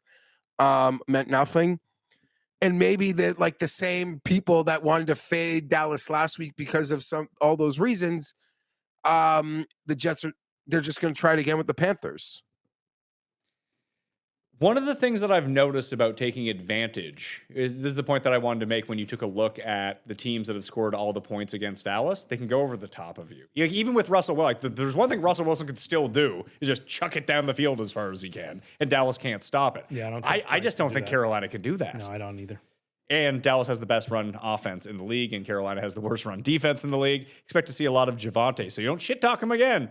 He's not doing well. I wasn't saying anything 3 negative. plays. It was like well into the second quarter and like late in the second quarter. And it's it's surprising Javonte Williams hasn't had a very good game so far. And then he went off. But that wasn't me saying anything mean about him. I was just making a statement of fact. Jalen Coker might come back this week. Oh, well, that changes everything. It's helpful. Everything. Jatavion Sanders might be back. Whatever. Like, think about how bad these guys are. And they're the starters. So think about how bad their backups are. Yeah. I like Dallas a lot here. I like Dallas as well. You'd have to come up with a pretty complicated galaxy brain to talk yourself into. Yeah, I still don't quite understand how Carolina has 2 wins already. And they almost came back and won that Arizona game. Yeah, I mean, like they might actually get over their win total, and I don't know how it's possible, but it could very well happen. And you're taking Dallas, Jeff? I am taking Dallas. I'm no. I see a text in there. What does your mom think about this game? Oh no, that was my wife asking me. I told my wife we're just warming up here, boys. Yeah, we were. People were begging for a long show. Yeah, so we're just warming up here, friends. That's what that text was. Sorry. Seattle and Jacksonville. This is one of the games of the early slate for sure. Jacksonville's a 1-point favorite currently. You can get all these odds at coolbet.com. They are the sportsbook sponsor of this show. If you're in Canada, outside of Ontario, hit the description. You can get a deposit bonus. There's PME exclusives that always lose up there. So you just bet the opposite of those. You might actually win. That would be nice. Yeah, I'm just going to take Seattle. Jacksonville, even by the metrics, rate out really well. They've been playing great football. To watch them, they feel like smoke and mirrors. Like, Indy seems like a well-run, efficient unit. Jacksonville feels like they're just scattered all over the I place. didn't feel like that last night. I felt like they actually should have won that game by more. And if they hadn't fumbled on the goal line, they probably, on fourth down, they probably would have. Like, the Chiefs got the benefit of a couple of calls, and They got the pick call. well, Hey, That was helpful. hey, That interception, watch, too. watch That your shouldn't have been. mouth, Tim. You know it was 13-4 in penalties. The Chiefs didn't get good calls. Even if the calls they got or they didn't get were game-changing, and the Chiefs decided to take 5 special teams penalties, it was 13-4. I didn't think that was pass interference at the end of the game. I thought it was close. I thought it was What do you mean really at close. the end of the He game? never On the turned Hail his Mary? No. The drive that got Jacksonville The touchdown. like the, Yes, it the, was. turn- Why the wouldn't Chiefs it have been? never turned back to look at the ball. He and blew like him that's up. going to get called. He didn't blow him up until after the ball hit. Even though technically you're allowed to face guard, if you don't look back, Oh. you're going to get that flag 99% of the time. So Sorry. like, it is what it is. I agree with Pat, actually. Fair enough. Just when I was first close. saw it, It and I was saw the close. replay, I was like, that's not. He didn't do anything to interfere with him. It I was- actually thought you were talking about the Chiefs pick that led to the short field touchdown. Oh, no. Pat, you know what?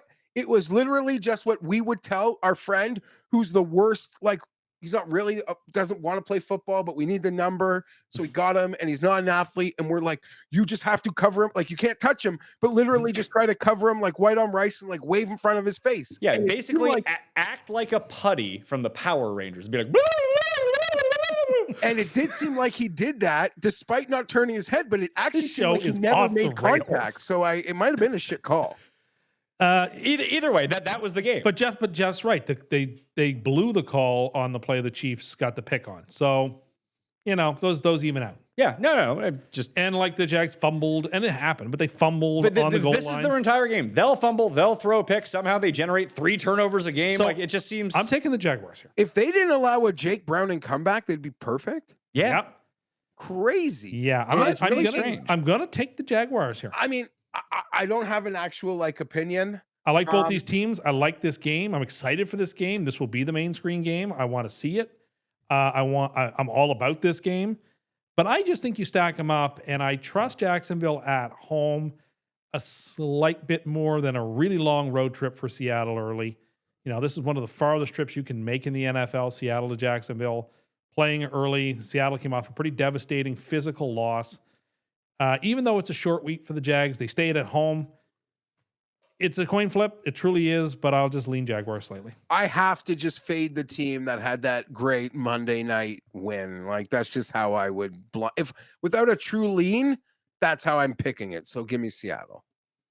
I don't know. Maybe Jacksonville's offense can kind of dink and dunk down the field a lot like the Bucs were doing. We're just progressive 7-yard plays, 5-yard plays, 12-yard plays. Nothing huge, but be able to. I just don't feel like, for me, I don't think that Jacksonville can sustain that. They seem very boomer bust offensively to me.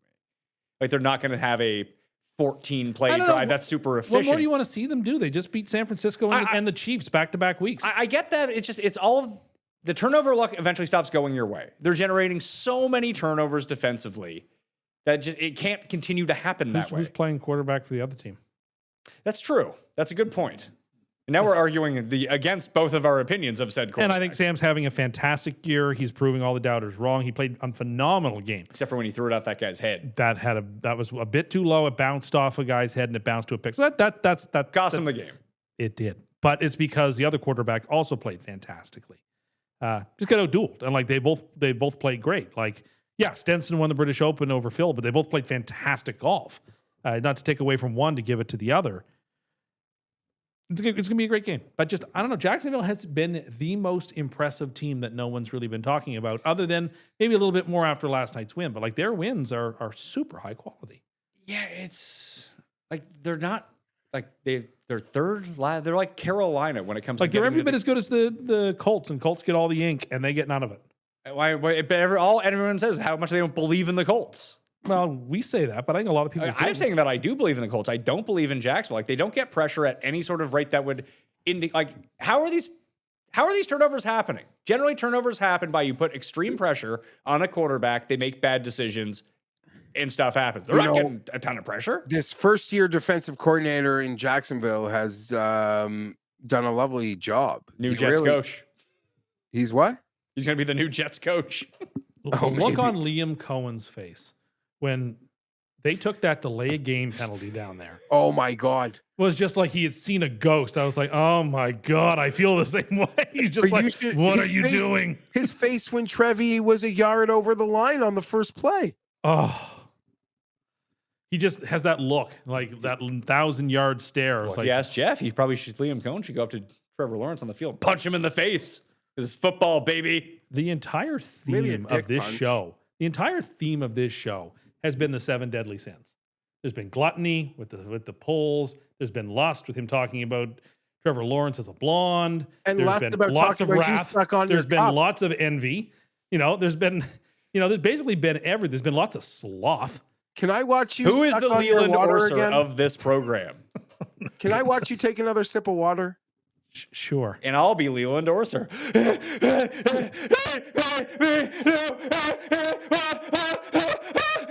So is that you fill the thing at the top at the beginning of the day? Is that the shtick? Where shtick? It says 7 a.m. Rise and shine. You are That's where- 2 hours behind, so keep sipping, beauty. Yeah, well, I'm just below the 5 o'clock line. How often can you stay ahead? Do you stay ahead of schedule, or most days? You're I trying to usually keep up? stay ahead of schedule, particularly during the day. Okay, good for you. Listen, it's good. Stay hydrated. Get that water The in there. most important thing Less- you can do. Less diet cola, any cola. That's right. Well, I feel like if you're drinking that much water, you just inevitably are drinking less everything. Yeah. Just you're only drinking water at that point. Yeah. That's also one of the keys that they don't tell you. There's also the bit about being hydrated. Being hydrated is very good for you. One of the key prompts of drinking that much water throughout the course of a day is that you're not drinking anything that's actively bad for you. Correct. You have replaced all of that just with water at the same time. Yeah, no, that's right. No, like it fills me up. I got a DM from a viewer who his housekeeper left her water bottle. Yes, you showed me this. And it was basically the same water bottle. But it was only a liter, not 4. I think it was a 2-liter that you fill up twice. So Seattle, Jacksonville for you, and Seattle for the coin is the pick. Last game of the early slate, Rams at Baltimore. 7.5 is the line. Baltimore is an underdog at home here. No. Not enough points. I would think that Baltimore might be the bet here because there is rumblings that Lamar might play.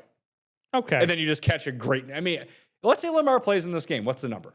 3? Still, he for won't be at the 100%, so I don't think I want that short number. Okay, fair enough. I don't even know that 7.5 isn't the right number with a very compromised Lamar. I don't know. If I was Baltimore, they have a bye next week. Sit him out, get him 100% healthy. This division is not over. You have the cupcake schedule of all cupcake schedules coming out of this Almost bye. don't know that it matters. With At a 1 one- in 5, it's like a with that- 2% chance. They're still even money to win the division That's as because of there today. are morons who are still picking No, them. that is not true. I mean, they're running algorithms on this. It's not like they're baiting you to bet Baltimore. There's a very good reason why no one believes in Pittsburgh because Pittsburgh's not that good. The Bengals are whatever. The Browns are 1-5 too. And when you take a look at the Ravens' record, if you just run the table, you don't even have to run the table with Lamar. You just have to go like 7-2 the rest of the year. Anyway, I like the Rams a lot here. Rams off a loss and extra rest sounds like a deadly recipe. I agree with you. I like the Rams. This is gonna be my super lock Rams. This number That was could get bigger. That was Tim's super lock last week. Yeah, that was treacherous. Coins on the Rams too. Let's see here. Coming out of the bye week, you got the Rams this week, bye week, Bears, Dolphins, Vikings, Browns, Jets, Bengals, Steelers, Bengals, Patriots. All winnable games with a healthy Lamar. They're favored in every single one of those games with Lamar. Not every one of those games. You mentioned a couple of games they would not be favored. They would be The Bengal favored. game when Burrow's back. Burrow wouldn't be back. Yeah, that's the game he's supposed to be back could in. be the first Burrow game back off a 3-month absence. They won't be favored against the They would put it this way: if they at Pittsburgh right now, Pittsburgh would be favored. I don't know with a healthy Lamar. Yeah, at Pittsburgh. If They don't. unless the They Steelers, don't like, play Porter. at. They don't play at Pittsburgh until week 18. That could be for the division that week. But Still don't see it. It's just the odds are too long. This team's not good enough when they had Lamar to do this. well, because they had no defense too, but all these guys are going to be back too after this bye week. Like basically, just I've pull a Geoff. This happens every year where people just keep saying when they'll get better, and it never happens. But it's not a skill problem with them; it's a health problem with them. Now, if they continue to be hurt, then you're It's right. quickly becoming a math problem. With 5 losses, you're running out of you can lose 2 more games. That's it. As long I as don't know we about keep If the you lost 3, head-to-heads. because 7 is like the minimum of But losses you can. They They're could be maximum healthy. losses. They could be healthy. They probably have so many December head-to-heads in the division. They do. I just like. think- Do you really think that Pittsburgh's going to get to 10 wins? At this point, and considering I expect them to win this week, They have like the hardest schedule left. but they'll be at 5 after this, or was it 4? Great, they might It'll be not 4 have- after this week. They might not have 5 wins left after this. I bet they find them. They get the Browns and Bengals the next 2 weeks. So Okay, so let's call them. Let's call both those wins. That makes them 5-1. They're 3-1 right now. That makes them 5-1. 6-1. No, they're 3, 4, 5, No, 6. because they were on bye last week. Yeah, so 4, 5, 6 this week.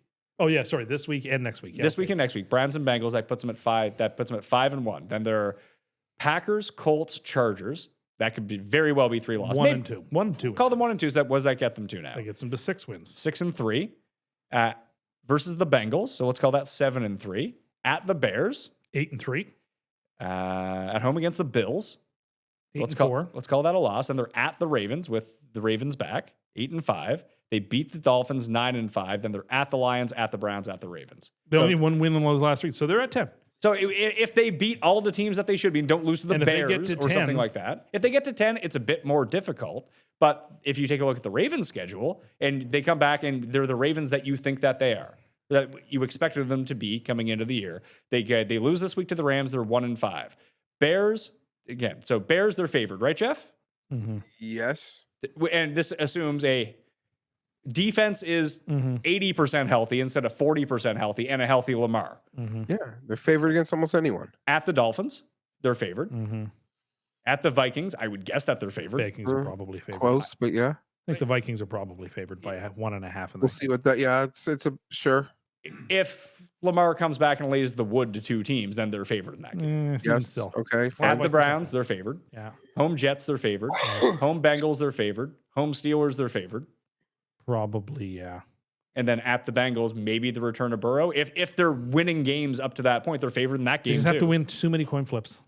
I don't think that any of these are really coin I flips. think it's you're asking this team to do Like the only way too the only much. coin flip in there as of right now would be the Vikings game. They're probably still 2.5 point favorites in that game.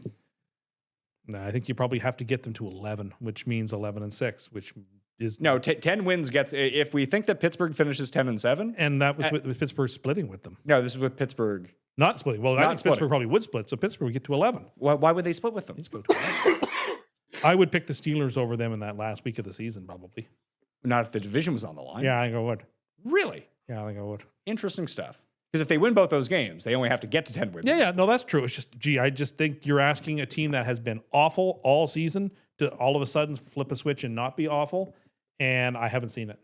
Well, you wouldn't see it because the players aren't on the field. But even when they were in week 1, like they gave away a game, just completely gave it away. Like, I'm sorry, they have not been good. Things are not moving in a positive direction, and I don't think they're going to find the switch. Seems like the Ravens actually, people agree with you. The Steelers are now even money and the Ravens are plus 110 to win the division. I mean, it's close to a coin flip, but like that's because they haven't lost yet this week. They lose this week. Yeah, but the odds do factor in that they're 7.5 point underdogs. But once they actually once they have lost the game, then that affects it. I don't know if it would affect the odds that much. think it would. I feel like isn't that baked into those odds, Jeff?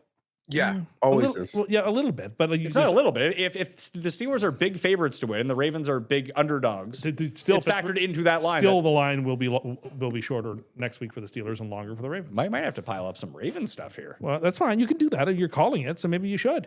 I would like for it to be like Tampa last year, like to look at a schedule and be Well, like, then all do right, it. let's map this You out. just did. I So did, then- but the odds were 9-1 last year. I'd like them to be better than plus 110. Need more people to start betting the Steelers here. The Rams for everyone this week. Yeah. Maybe they'll just win this. Tyler Huntley might start for them instead of Cooper Rush. I would think that would be smart. Not that I think that Huntley's very good anymore. We saw enough of him in, was it Miami, where he wasn't very good. No. He's more familiar with this system, though. Sure, but I still no. There are no really good backups right now other than Kirk Cousins. To take a look at these odds, I mean, I believe in the Colts, don't believe in the Jags, but the Texans at plus 550 to win that division. It's intriguing. Yeah, I don't hate it. The problem is they got to leapfrog 2 teams that are 4-1 now. True. You just got to start piling up wins. But you get to play these teams again. Yeah, but it's like golf. Like being behind 4 guys is so much harder to come back than being behind 1 guy, even if those 4 guys are all at the same score. It becomes harder. If you could give 11 wins to one of these teams, you'd probably take that as a division, right? Yeah, I would. Yeah, so Houston can get to 11 wins. Yeah, I mean, but they can get to 6 wins too. But both of those 2 teams can as well. That's what I mean. Yes, I think Houston's odds are actually very fair. And I think there is like a 20% chance that they would come back in the division. But they have a steep hill to climb because both the Jaguars and the Colts have acquitted themselves very well. Now that I'm old, I've had to come to the fact that I just don't bounce back the way that I used to. I don't wake up in the morning feeling normal. And now that football season has started, that is absolutely unacceptable because I got work to do in the morning and I got kids that are waking up. It's no good. But that isn't a problem anymore because I found Z-Biotics Pre-Alcohol. The Z-Biotics Pre-Alcohol probiotic drink is the world's first genetically engineered probiotic, invented by PhD scientists to tackle the rough mornings after drinking. Here's how it works. When you drink, alcohol gets converted into a toxic byproduct in the gut. It's a buildup of this byproduct, not dehydration, that's to blame for the rough days after drinking. Pre-alcohol produces an enzyme to break this byproduct down. Just remember to make pre-alcohol the first drink of your night. Drink responsibly, and you'll feel the best tomorrow. Go to zbiotics.com/PatMayo to learn more and get 15% off your first order when you use Pat Mayo at checkout. Z-Biotics is backed with a 100% money-back guarantee, so if you're unsatisfied for any reason, they'll refund you your money, no questions asked. Remember to head to zbiotics.com/PatMayo and use the code PatMayo at checkout for 15% off. For over a century, Johnnie Walker has shared its bold spirit with the game of golf. Now, crafted with Devereux Golf, Johnnie Walker introduces the Johnnie Walker Blue Label-inspired Sunday Golf Bag, elevating the game with sleek design, Blue Label hues, and refined gold accents. Celebrate your hole-in-one with a premium Sunday bag crafted by Devereux Golf. Submit proof of your achievement to johnniewalker.com/blue-in-1. Please drink responsibly. Well, that brings us to the midway point of the show, which means it's time for a mini version of Cust Corner. Cust Corner, it's Cust Corner. Cust Corner, it's Cust Corner. He's got the hottest takes with the highest stakes. He should be president of the United States, but it's Cust Corner, it's Cust Corner. Cust Corner,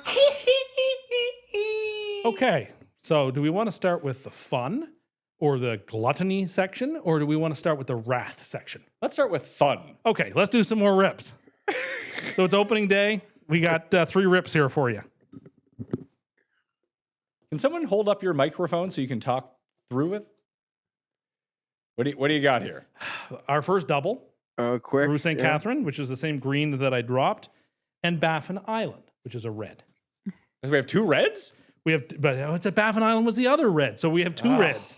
But we had 2 duplicates. We're already into the duplicate this is game. why, Pat, I pull those things. Give me the small fry. Give me the cheeseburger. I agree. That's a win. Tim'd rather his 3rd version of something else. Yeah, Tim's here ripping pro set hockey cards from the early 90s and getting 5 Dave Babbiches. So we have Robson Street, another green. So we are set. Oh, we're set so with we're green. set with green. Are we going to win right? Are we going to win a Dodge Viper right now? Oh, man. And we have the Montreal Airport again. Oh, we got a lot of dupes here. And we have one more. All right, Had let's to see. upsize to the large because you got to get large fries. That's how they get you. That's how they get you. That's one of the ways they get you. I'm already up a small coffee here. This is great. And we have the Montreal Airport for a 3rd time and Lake Athabasca, which is the light blue. So we are set in green. So it was a productive day. Good. It's a good day 1, although day one's not. Although day one's not over yet. There's no way half your roll being doubles can qualify as a productive day. Well, we're set in one color. The day is not done. Your first rolls playing. You get the doubles after you've got you literally are saturated with doubles and you just started playing. So that's where we are. So that was fun. I want to see what we win. If we win With the The green? greens, yeah, because we're gonna win with the greens. Maybe We're- that's tickets to the FIFA You World win a Cup. spot in the pamphlet. Tim's smile beside a prize. we do win tickets to the World Cup. Oh, we are so close to tickets to the World Cup. So which ones do we have? Rue St. Catherine and what? Robson Street. Sorry. So for the greens, yeah, we have Rue St. Catherine and we have Robson. So Have we you need filled those nuggets yet? Oh yeah, they're long gone. Portage and Memorial is Are the you other. going to green. get a 20 pack on the way home? No, we're not eating 30 nuggets today. 30 nuggets. And we'll set an over-under of time. People are now betting on how quickly you're eating the food on Cust Eats. Okay, well then I'm going to consciously eat extremely slowly. Really? There's a 0% It's chance like that happens. there's that old timey joke about You- about Calvin Coolidge when he was a notorious. So he was the 30th. I mean, people don't know who this is. He was the 30th I think president people know who presidents are. of the United States. In my day, they used to say "keep cool with Coolidge," and Notoriously tight-lipped and said very little. And so famously, he was at a luncheon at the White House, and a lady was sitting next to him. And towards the end of the dinner, she said, "Actually, Mr. President, we had a bet about whether I could get you to say 3 words during this dinner." And he looked at her and said, "You lose." Now, you also say that when eating ice cream that you're not going to eat it so fast you'll get brain freeze. I'm not going to. Well, that has happened every time we've had ice cream on the show. I am aware that it has, but I feel like I'm going to be very conscious about this. Well, those are the rips. That was the fun part. Now the wrath. Okay. Here is the grapes. And here's the wrath. The wrath. I don't understand why fun is the worst thing on earth. You know what? If people want to have fun, wacky, inflatable things for Halloween outside their house, Geoff, they're allowed to have them. If they want to have jack-o'-lanterns and witches and cauldrons, they're allowed to have them. That's okay. Or a big skeleton that they got at Costco because they think it looks cool. That's okay. And it's like, it's Agreed. October now. You sent a tweet, which was, again, very mean-spirited, saying that, these people who put up stuff around their house are trying to turn Halloween into Christmas. Well, first, like for oversaturation. Well, it's October. So first and foremost, people put up Christmas decorations like 2.5 months in advance. Secondly, if you're going to spend money on Halloween decorations, you're not going to put them up for 3 days and take them down. You want to actually enjoy them for like 3 or 4 weeks. But Geoff thinks that people shouldn't be allowed to have fun. No matter how dark or unfortunate this world is, Geoff wants to try to squeeze some happiness away from the people who enjoy that, who like to decorate and have fun. Some of these Halloween decorations are dark and they match the tone of the world right now. Example. I just don't understand why when Halloween got this like leeway of being like this months-long decorative situation. Like I like Where Halloween. have you been? My kids are all about Halloween. We're going to do Halloween. I actually have close by me 3 unopened like Halloween candy things that either my wife is like just getting ready or it's school lunches. I don't really know, and she's lucky I haven't opened these boxes, but look at this one. This is a good one. Oh, that is a good one. that the one with the that's Wonder a money Bars? shot. No, that looks like I said Mars, Twix, Snickers, and M&Ms. This looks like a money shot. So like, bro, Now that one actually looks actively bad. I don't know. It said nerds. I don't like nerds. Yeah. anyhow, I'm ready for Halloween. I just don't like, I like Halloween. I even don't mind like Spirit, the store is opening in like August in my neighborhood. Really? Oh, really? You don't mind that? Well, like if kids want to go and get excited about getting their costume, I just don't like the parameters on how long Halloween decor is acceptable. I feel like it's been grossly loosened. And I get it. People buy this shit and they're like, I don't want to just have it up for 5 days, so I got to have it up for 5 weeks, and I don't back it. Okay, so I didn't realize you had been elected king of the universe. I'm not. But I'm not. It's just my opinion. It doesn't mean it's not binding. No one has to follow it. It's just an opinion. what's the problem with people spending the month of October decorating their house for a fun seasonal holiday? What's wrong with that? What's I don't fun quite about understand it. making your house like spooky and creepy for a month. It's cool. It's fun. It's getting into the spirit of things. You promise take a picture of your decor because how long have you rocked it? Been going? It doesn't matter what decor I've got up. How or long have you had it up? I put it up in the middle of September. But that's what I do. I also think that's probably longer than it needs to be up, granted, but we're not arguing that. We're arguing now that we're well into the month of October, and Geoff is like having a meltdown because someone who lives next to him on the bridle path has a jack-o'-lantern on their lantern, on their lawn. Also from Geoff, earlier today, instead of tweeting a sportsbook for your $10 bet after an injury, why don't you just tweet, I'm a broke bitch, help me. Yeah. These people, like a guy gets hurt in the second quarter, they want a refund. You might as well just tweet, I'm broke, and there's a better chance someone might hook you more than your $10 bet in a Venmo. Like, that's it. That's what I'm saying. Now, are you for it if they have to sign a waiver that says they will not buy Halloween gear and put it up with that extra money? I just think some of it looks so like it's just so I don't. So what you're saying is that if it wasn't the cheap Halloween stuff, you would have less of a problem with it. I don't know how to do classy Halloween. Well, I mean, you in your tweet you mentioned cheap Chinese stuff. Oh, these plastic inflatables are a scourge on society. Why are they a scourge? What are they doing to you? What offense have they caused you or your loved ones that you can't abide somebody having a blow-up jack-o'-lantern on their lawn? Oh my God. Oh, honey, it's 8 o'clock. Go outside. Turn the jack-o'-lantern on. I know. People should just be miserable. Geoff would have been great in the town of Footloose. Been perfect there. I actually I have an app on my phone that I set a timer so it just comes on. Contrary to this reputation, like I'm probably more fun at parties than you. I'm like drinking, I'm poisoning, I'm not just like hoarding the meatballs at the free roll. I'm not hoarding them. I'm a good vibe at a party guy, despite me not liking certain things. And I will acknowledge, like I like a good Halloween party. And like the buddy who throws the Halloween party in most friend groups, like he's usually like the most, like your most fun friend usually throws the Halloween party. I'm not saying I'm that. Not for us. Not for us. That is not the case. Although he does love Halloween and has always had a Halloween Well, his party. birthday is like right next to Halloween. That makes way more. I did not put 2 and 2 together. That's exactly why he does it.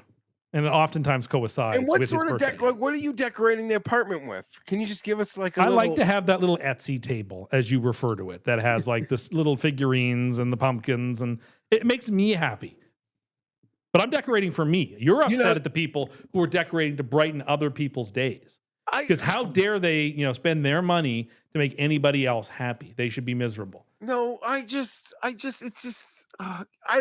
not. Have you had your house egged, Geoff? Is that what happened? I never. Did somebody never. TP no, your house? No. I would never. And I give like extra. I see.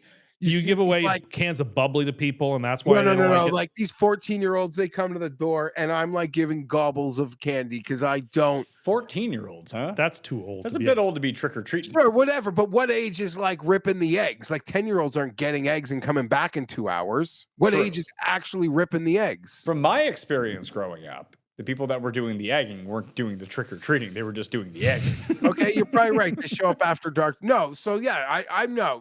We keep a good no. I'd never. I mean, that would suck. But so, what other holidays do you hate? What other fun themed times of the year can you not stand? And I wish I could do. I'm like jealous. Like I love Christmas. Envy? I love Another it. one of those sins. What? Envy. Yet another one of the deadly I feel like sins. you get the best of all worlds with Christmas, honestly. You're not obligated to do all the shitty Christmas stuff like see I made the point that it's sort of like the way your approach to Christmas is like how we approach American Thanksgiving. We get all of the good parts and none of the downsides. Yeah. I guess I don't have. Yeah, I mean, I don't have to buy like 20 Subway gift cards. Exactly. No, but you have to. No, but you're right. But when you give out Hanukkah presents, I suspect you probably give out one gift card a night. That's what I would do. That would be my approach. I'd stockpile those things for a different store. Maybe. Why Yeah. don't you just do Visa gift cards? No, I don't like that. Because then at least they could spend the money where they would want to, not where you're forcing them to go to. No, you don't get he doesn't get a free 6-incher with the Visa ones, Pat. No, listen, I'm not like there are some things, Tim, that I believe like I will die on a hill. I am fucking right. Like my opinion is right. This is not one of those things. It's just my opinion. You don't that like makes Halloween. any You sense. also like we don't need to talk about this now, but like you two are both anti-king size candy bars or full size candy bars at Halloween. No, You look at I people. don't like how you preach about what people should do while you sit in your condo giving no candy to No anybody. candy at all. Yeah, why don't you go pay for the king size And you're candy not bars, like pal? a parent who's like, I don't want my kid getting any fools. Like you get to say this the way I get to do Christmas. You get to make this claim. Like is it's true. Just this. It's You it's a get to free sit- roll for you to say. You get to sit in your ivory fucking tower on Halloween, don't have kids to get candy coming in, you don't live anywhere to give candy out. You can just have opinions on it, and it doesn't make any sort of practical difference into the world. But you know what? You I set up was- your table at home, and you're like, oh yeah, king size bars. You know how many kids come to my fucking house? No. Like 200? But you know, here's the So, thing. here's what Tim wants to do. But I Tim was- wants to come to my house and drop $300 on Halloween candy. What I'm That's saying- what he Tim wants to doesn't do. want to spend the dollars or wait at the door, but he has this fantasy of being some big man on campus on the block who, like, everyone gets to. That's the big candy bar guy. That's the big candy guy, and like gets to wave and like be a You hero. want all the credit No. of being Yes. the best at Halloween, but do nothing. My It's point just- was when I was 8 years old, I certainly would have wanted the full Yeah, size fucking Mars bar. kids want the big fucking candy Well, bar. then what are we arguing about? Because here's the thing: when you have kids and they come home with all this fucking candy, it's outrageous how much that you have to actively take it away from them. Like Bronstetter every year gives out the full size bars. And credit to Bronstetter, credit to Paul. Like credit Yeah, to Paul the does it people. too. Paul I get gets 8 people at his door. I just, but I listen. just, I'm very impressed by that Credit sort of to like those- paying it credit forward to to those the. who make the effort to do it, to sort of get to be big man on the block. You know, everyone gets to know that's full house, that's full size house. You know, that's a nice thing. But you just close your eyes and like picture this credit of like being the guy and all the kids like a week later, oh, that's the guy who gives full size candy bar, and you'll wave like you're the, you know, king of Kensington. There's a reference people know. A TV show on the CBC in the 1970s. He's king of Kensington. I like that you know the theme song for Of this course, show. I've watched that show. Please, that's right in my wheelhouse. Do you know who eats the big candy bars? The parents. The parents. Well, not when I was young. I used to get the very rare full size one I got to keep. Parents eat those. Well, that's unfortunate. That should not happen.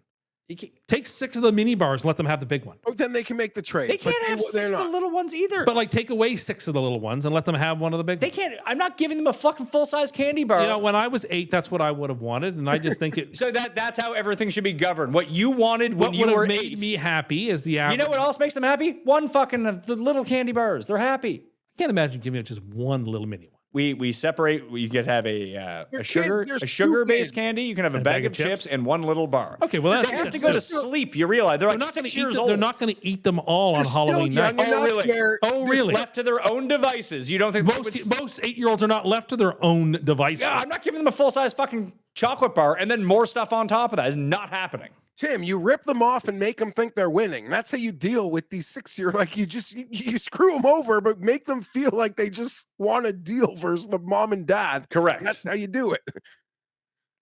You're taking their full-sized candy bars and taking away that piece of happiness. That you, when you were that age, you would have wanted the full-size one. I'm sure that I would. I'm no longer that age. I'm a parent, and I have to put these kids to bed. Well, they don't have to eat it that night. They eat it sometime later. They can eat it on a random Saturday afternoon. They don't get a full-size candy bar, though. Well, they can on a Saturday No, afternoon. they can't, Tim. Okay, well, some kids can. I could. I certainly was allowed. Here's the I thing. was certainly allowed. Maybe you needed stricter code in the house. There was a strict house, but I could have a full-size It candy doesn't sound super strict. They're like, here, have a Mr. Big. on a Saturday afternoon. I don't know if I was getting many. Shout Mr. out Big. to the parents who are like the houses that do full size. You know, it is a move. It's a power move. I respect it, but Tim, You don't respect it. When you they're just- 10 to 12, maybe, they just can't deal with that much sugar. They go mental. Like mental. And know then they crash I out. can tell you, I was eating full-size bars much younger than that. Here's a revelation. No one's surprised by that. Like I was 3 years old and eating like full-size stuff. what? No, I'm not joking. I was 1.5 years old when I had my first full-size root beer from McDonald's. My kids, My parents gave it to me in the back seat so that I would be quiet on a long drive, and I drank the whole thing, and then it came up because I threw up. But I was given an entire. I did, but I got I remember it. I got a full-size root beer to drink on this like 3-hour drive. So don't tell me that like no one that age. I'm not saying that no one is. I'm saying that You choose not to, and I respect that. Jeff and I seem to have similar parenting styles. I respect think. that. I'm not one for leaving my kid at home to go talk to Dave Portnoy, but No, Well, because he couldn't move, so it was okay for Jeff to It abandon. wasn't at home. It was in a car. Jeff was No, it just wasn't going in to get a car would be 2-4. worse. The car would be worse, actually. The It engine wasn't was in a running, car. the AC was on. He was just going to get a 2-4. It wasn't Let a him car. be. It was in a condo. There's a doorman. Let's just. I got one for you, Jeff. I asked this to the gang outside when we took a break. What is something that is classy if you're rich, but trashy if you're poor? The same thing. I had one off the top of my head. It was day drinking. Yeah, I mean, if you're rich and like you're just making it, you're Like thrifting? like, yes, it's. What What are those? I wouldn't associate that with rich. Yeah, but you just do it at a different level. So maybe. more like antiquing? Like, I Yeah, don't know. antiquing is kind of like thrifting. Antiquing would be another one of those too, because it'd be classy when you go antiquing and get some like valuable antiques, or if it's trashy when you take a handful of flour when someone's passed out drunk and throw it in their fucking face and they get fucking antiqued. They look all old timey. Dude. Yeah, We should I bring had a that bu- back at the next party we go to. We should. Someone should get antiqued. Well, it'd be our I had a friend Dan. buddy who Yeah. used to do that to He'd be people. so like, mad. Who used to do that to people in their sleep. It was. Throw a handful of flour. No, I feel like antiquing is unfair if someone is asleep. If they are passed out drunk, I believe it's different. That's the only allowed time to get antiqued. If you're passed out, not asleep. I think that there is a distinction between them. Like I'd say you bring up antiquing and it just leads to like some stories that I'm ashamed of. So I don't really want to. Listen, don't worry. It happened when you were 20. I got some other ones. No. Hold on. Go ahead, Jeffrey. Like one of my friends like once antique like a delivery driver. No, Like, that's bad. That's what I said. That's trash. They opened the door and he threw a handful of flour in his face. He That's thought assault. he thought it was one of us. Okay. It It was a just a whole- misunderstanding. Don't worry, someone else in the group like made it good, or at least like paid the guy off. But it was an accident. But I felt it was just horrible. He popped up like Rick James in that Chappelle set. Charlie Murphy! Trashy. I don't. Having other people raise your kids. Oh, absolutely. Absolutely. So, but I don't. How The do you Queen do that used to if you're have poor? her Like the visitation neighbor watches hour. them? Her No, audience. like your kids are taken away from you in one sense, or you pay people to raise your kids. Yeah, like the royal family. Like there's a royal audience each day where like the king and queen see their children for like an hour a day because they're being raised by the nannies and the au pairs. On the other side, the state is raising your children because you can't. living at a hotel. Yes. Yes, that's the best Absolutely. one. That's my a great. favorite That's a one. great one. Government handouts. Yeah, Like, what you talking about, like ripping off taxes from your big corporation as Yeah, opposed to like just- food stamps, or just like being eligible for like various, Or just being a farmer and being bailed out every 2 years. or like these media companies that get these like fancy huge grants and Yeah, it's fine when they do it. No one else can do it. Jared said cocaine, which is probably on that list as well. Ooh, yeah. There's some element with I'm also thinking being off in the middle of the day. Yeah. In a weekday. not working in the middle of the day. Yeah. Or just not working. It's a power move. Not working goes on like both ends of the spectrum. Yeah. Yeah, like being able to like golf on a Tuesday morning is like a pretty nice existence. Yeah, isn't it though? It's a Wednesday morning, okay? Yeah, some people even set alarms every show so they can be available I for wasn't that. even talking about okay, sure, but I just mean like it's things are going well when you're golfing on Tuesday morning. And I bet you there's lots of people who are at Oakdale on Tuesday mornings. They're very There's- old people. Sure. Yeah, In fairness, when I go and golf, I golf on a lot of weekdays. Yeah, people are usually retired. Yeah, like I play with a lot of the. I play with the same old dudes in the morning. Even really most of the wealthy week. people usually still in their careers and are doing stuff during the weekdays. Well, there's a lot of people that work at the course. Yeah, that's They're more in the working. summer. That's more like Thursday, Friday. Like the guys Yeah. with really good jobs are still at least there in the summer on Thursdays and Fridays sometimes for the But most. I want to hear from people in the comment section. Some more of these. I like to pile up a good list. I like that. I can't think of anything, but I enjoyed all Living of them. in a hotel is my favorite one. That's the best. Day drinking's true also because the rich person's probably got Got you know, wine like- on the go. you'll have like a crystal, like what do you call it, where your whiskey's in? What do you call those? That you gave me for my wedding. Oh, a decanter. A decanter versus like a dude drinking it just straight from the bottle. Being really into having a bunch of cars would also be on there. Yes. Sometimes, if you have a big garage like Jay Leno, very classy. If it's if they're parked on your lawn, not so much. There's like, some like poor people, they have a boat, but like they have to park it on their lawn while these like rich people like have it like outside their back on their.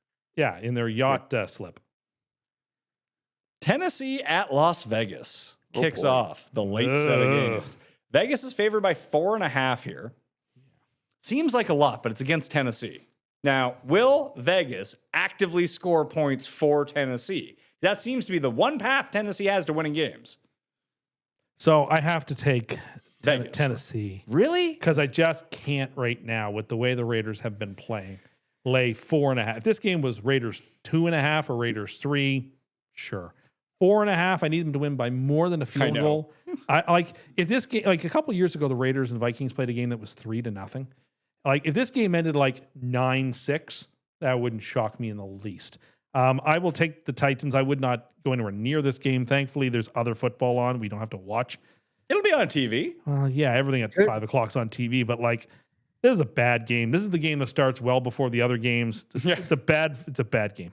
This could be my super lock, and it'll be against Tim potentially. I think there's a potential opportunity. The Raiders have just been horrible, but this could sort of be a coming out game, and in not like to achieve anything great, but like a team they can finally look fun against.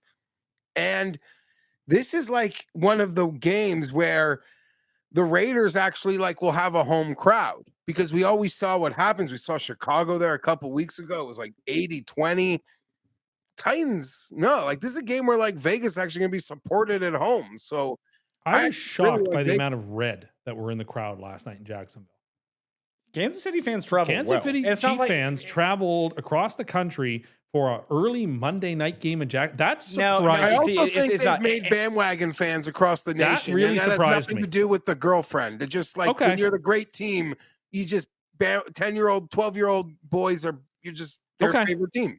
Also, I don't know when people go to their winter houses, but if they've started to do that already, just people from Kansas City being in Florida because it's warm a at this little time of year. early. It's not like Jacksonville is like a stronghold. Having a wood stove in your house.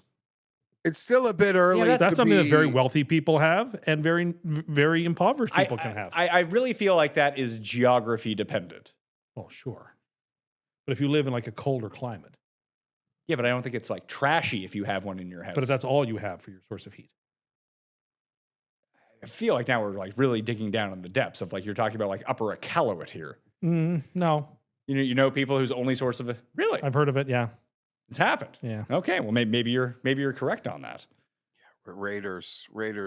I like the Raiders here too. If there's ever a get right spot for them, it has to be this one. I don't think there is a get right spot for them. I think they win close, Fienberg style. This is a Titans cover, Raiders win in a trash game. If Tennessee doesn't come back and win last week, this line's like even still 6.5. And I would like Tennessee. Like I know I'm sorry. I know who I'm sounding like here. But like, and I don't usually pick the Titans. Titans are terrible, but it's just like the Raiders are also terrible, and they're not being priced like being almost co-equally terrible.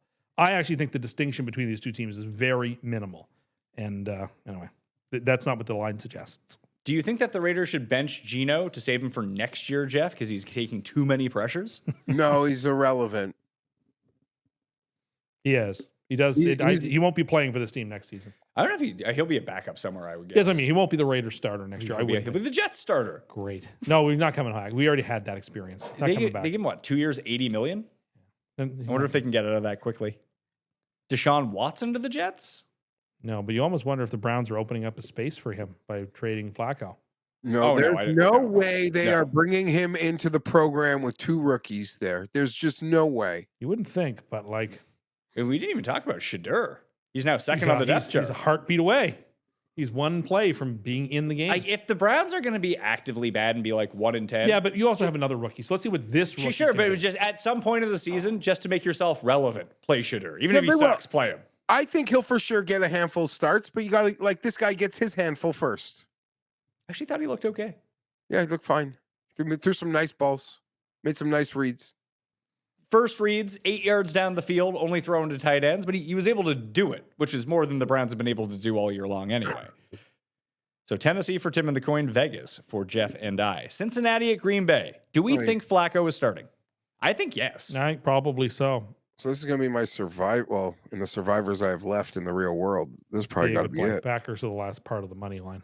So you only have 3 teams? I have New England, Denver, Philadelphia. You didn't say New England when it Oh, I thought I did. Sorry. New England, Denver, Philadelphia, Green Bay. Yeah, I'm with Geoff. I just the Bengals are unplayable right now. They did the best they could do last week, and they didn't cover a double-digit spread. They almost covered, but they didn't. But now, do you think that they're better with Flacco? You based on your opinions of Jake they're not Browning, worse. They're certainly not worse. So they could be better. They could be better. The thing is, I don't think Joe Flacco will be playing for them in 3 weeks. I think Joe Flacco will throw far. Will obviously I think he'll be better if you have fantasy pieces there, because I think he'll just get the ball out and he'll be better for check downs. That being said, the quarterback sucks, the defense sucks, the coach sucks. Fade. Yeah, I just don't know. Is the number too big? We've reached the points. I think we're right around there, and Green Bay looks super great. No, but they're off rest, so they'll come back energized and Yeah, I agree. If Cincinnati can get to 14 points here, I think they cover. No, I don't think so. Okay. Yeah, I guess that's the question. I actually might agree with you. I don't want to change my pick though. No. I'll take Cincinnati. Screw it. I just don't know how much better it's going to be for Flacco than plus 10. Plus 14. Plus roars. 14. It's a lot of roars. It's a fortnight of roars. He'll just have to take Green Bay. I'm sure Cam has constructed something in his head. Yeah, I bet he has. In the shower with Packers, and I got myself too flustered. Jordan Love's going to throw what? 4 touchdowns? And 1 terrible interception. Now, if that goes to the house, Cincinnati covers. That could happen, but I still think this is going to be a 31-14 type of game. San Francisco at Tampa Bay. All right, now this is a game. Don't know who. There are 4 players right now potentially going to play or not play for the 49ers. What else is new? So it doesn't look like Brock Purdy is going to play. It'll be Mac Jones again. If Jones can walk. Apparently he's fine. Fine enough to play. Okay. At least that's what the early reporting says. Jennings and Ricky Bullitt should both be back for this game. Kittle might be back too. We don't know yet. We have to see what the practice reports are during the week. Well, give me the Yars. Give you the Yar. You're taking the Tampa Bay Buccaneers? I'm going to hit the Bucks. This team keeps showing incredible fortitude. There's not a team. There's not a team with higher vibes, a player with better vibes than Baker. Holy shit, is this guy? No one fucks harder in the entire league. I agree. The vibes are super high. I don't know what else to say. It's a very 6-7 point. I really think that they're just really good. I'm just doing shtick for the people in the room now. I think that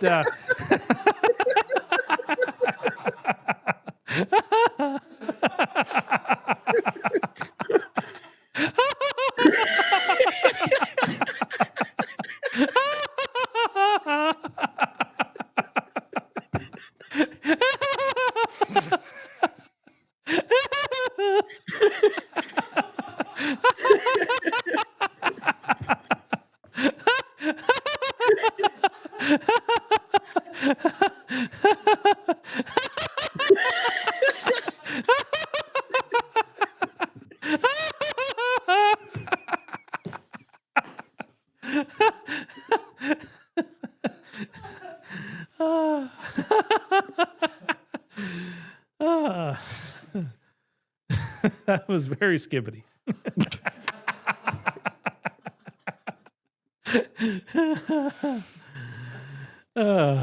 Weirdly,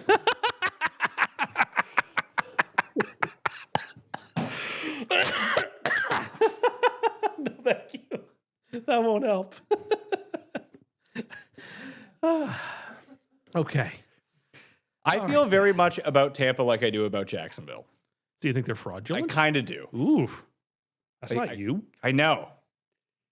It's too much vibes-based winning. Yeah, but they have great vibes. I heard about their vibes. Like, just did you see Baker? There's a clip of him chirping a fan before the game.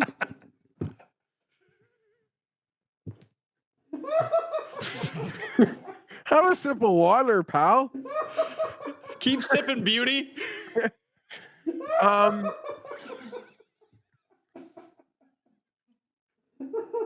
mean, I guess the spread all depends on who actually plays for the 49ers in the end, though. I feel like this line is set to like guys either being 50% or not playing, honestly.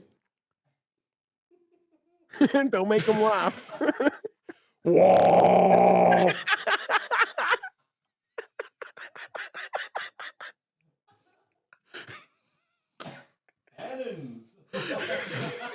They will be at this game. Cannons to the left of them. Cannons to the right.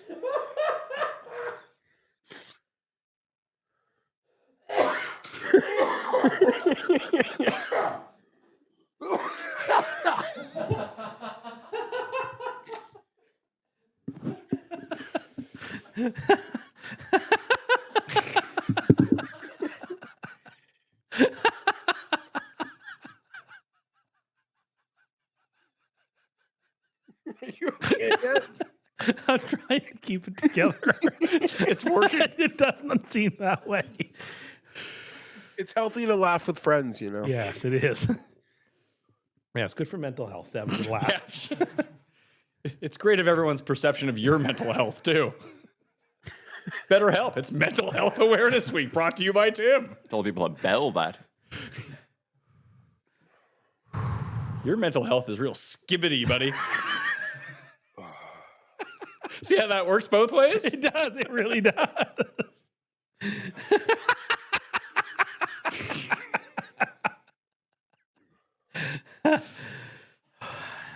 I'm sorry. I didn't mean to sidetrack the show. That was too funny. Okay. It's a battle of former Jets head coaches, Bowles and Saleh. Yeah, that's true. Both of whom are finding significantly more success post New York than with New York. Although Bowles was the coach of the team that went 10-6. Both guys you demanded be fired. Both needed to be fired. I don't know. Hold on. I don't know that I demanded hated Todd Saleh Bowles. to be fired. I think I said, like, if the whole year went sideways, they could let him go at the end of the year. I wasn't calling for him to be fired mid-season. I mean, You just wanted that kicker cut. yes, actually. And he's been doing great work since he got back to the 49ers. I'm not surprised. He's a great defensive coach. I think these teams are I pretty built- even, honestly. I think they are. And if even, that's the case, I will take the points with the Niners. but I don't know. Vibes are so good, and Baker is playing out of his mind. And the Buccaneers have as good a playmakers as the 49ers do. They really do.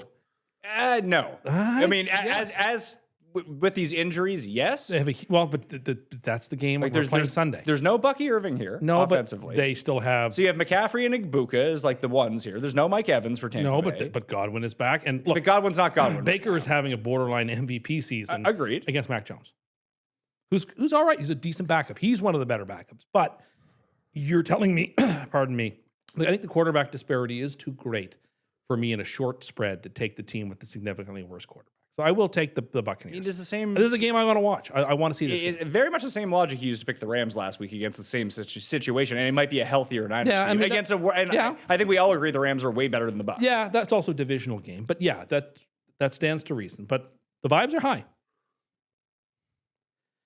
Bucks for me. All right, so the fucking ears for Geoff and Cust, because the vibes are high. The fuck vibes are high in San Francisco for the Coin and I. Sunday Night Football. There's only 3 games? There's a Sunday night. There's 2 Monday night games, Jeffrey. Oh, yeah. Okay. Detroit at Kansas City. Kansas City's favored by Jesus, man. I'm sorry, I can't help it. My joke was like it wasn't See, at even that home, I funny. can put myself on mute. You wouldn't see this. Just farting in bathtubs by yourself at home, having a gig fit. All right. I'm going to pull it together here. It's a Chiefs great are- game. The Chiefs. Oh, it's an excellent The game. Chiefs lost, and the line went towards them. It was 2. It's now 2.5 for the Chiefs. Again, People saw, like you said, people took a lot of positives that these guys are going to get back on track oh baby, when they get Rashee Rice back, like these guys are going to be just fine. They'll peak for they'll peak for when they need to be later in the year. And I'd argue maybe this line is wrong, but I don't know how I want to bet it yet. I think you're of one of two minds here. If you're actually going to bet this game, I'm probably going to bet the Chiefs -2.5. I think if you're going to bet the Lions, bet them like -12. -12.5. I think if things start rolling for Detroit, they're going to roll them.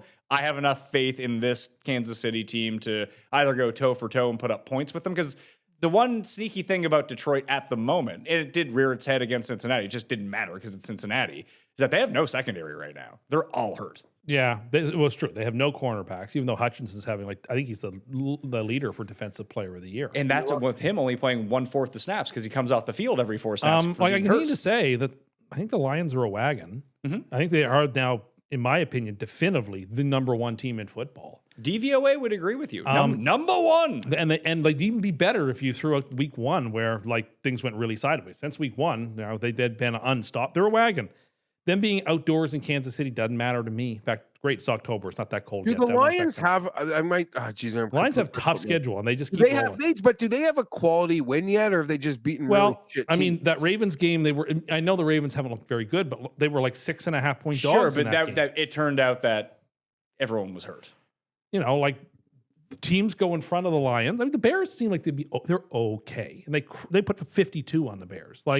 Absolutely. The Bears are okay, but this is a step up in class for them so far this year, based on that Ravens team that they played. It is. Bears, Ravens, Browns, Bengals. I don't think the Chiefs at their best can beat the Lions if they play their best, and I'm getting the underdog here. Okay. I think that's going to be the most logical case that people use to bet Detroit this week. And I am just going to say... the Chiefs losing in a good game will, in no way you think, the Chiefs are in a lot of trouble. Because eventually they have to win some of these games. For the same reason that Baltimore has to start winning games at some point, the Chiefs do have to start winning them.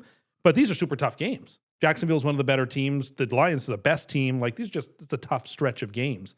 Chiefs have had an incredible... I mean, think of who the Chiefs have played. The Chargers, the Eagles, the Lions... And they played the Ravens, didn't they? They just played the Jaguars. They played the Ravens. My gracious, that is one hellacious schedule.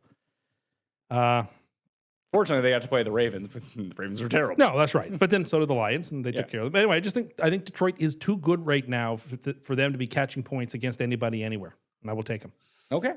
Jeff? I'm going to go with Pat on this one. Here's the thing. I will bet this game for real. I don't want to sound like Cam. I just don't know if the pick I'm making now, I have no, it's how does Sunday go? And it's such a great game. I'm going to press, and God willing, the Jays are in the next round. It'll be game one, maybe going head to head with this. So I've got a lot going on. I'm taking the Chiefs. They'll get off the mat here in a big spot. Are you going to any, if the Jays do make the next round, are you going to go to any ALCS games? Well, this is what I was thinking. Firstly, you guys, now my head's spinning. Sunday's game one, I might have to turn down my dinner plate, but there's a chance that I don't go in Toronto, that if they play in Detroit, I'll go to 2 games. I'll go to games 3 and 4 in Detroit just to invade. That would be a fun series. People of our age, just very mid-millennial men, have such a soft spot in their heart for the Mariners. I have always had one. Ken Griffey was my favorite player growing up. Everyone loved Ken Griffey. Randy Johnson was my favorite pitcher growing up. Cousins, 77. Yeah. And there'll be a strong Jays contingent in Seattle. If the Jays win, there's going to be an insane Blue Jays contingent in Detroit or in Seattle. That's true. Both of them are going to be in. Conversely, will there be would a lot of Tigers fans go up to Toronto? I think they probably would. The prices to get into the ballpark here now, it's we are big city Toronto, and it is ridiculous. Well, hold on. If I wanted to buy a 500 level ticket, what's the cost of that? $200? A little more. It's cheaper. It's cheaper in Yankee Stadium than it was in Toronto this weekend. But it was $200 for a 500 level ticket against the Yankees. Even if it's the ALCS against Detroit, I don't think they'd be more expensive than the Yankees. And cheaper, it's the M's. You just wait, because I really do think, unless things go sideways, it'll be Dodgers Blue Jays. Oh, and the ticket price for it'd be what, $600, $700 for a 500 for Dodgers Blue Jays, Ohtani, and all those guys. Oh, with Ohtani, I didn't even think about Dodgers Blue Jays, that is, that's like the Warriors in the NBA Finals coming in Toronto. I went to one of those games, so Maybe I'll have to Now, obviously, fly up and go to a it's an Dodgers economy game. of scale where it's a lot smaller. I would go to a World Series game. I would. I don't want to spend the money, so I won't go. But if in a world where like a free World Series ticket exists, So if I get you a World Series ticket, you'll come. I'd go. I'd go to the World Series. If we get in the cool bet suite for the We World don't need a Series, suite. I'll sit in the. Listen, if we can get the cool bet suite, Oh, that'll, well, that'll sure. save me like $5,000. Sure. That would be We much don't easier. need for this. me. what do you But, mean? like- You get free food. You would. Yeah, turn- you would love a suite. My point is, I hate traveling. I hate going anywhere. But if the Blue Jays are in the World Series, I would go to a World Series game.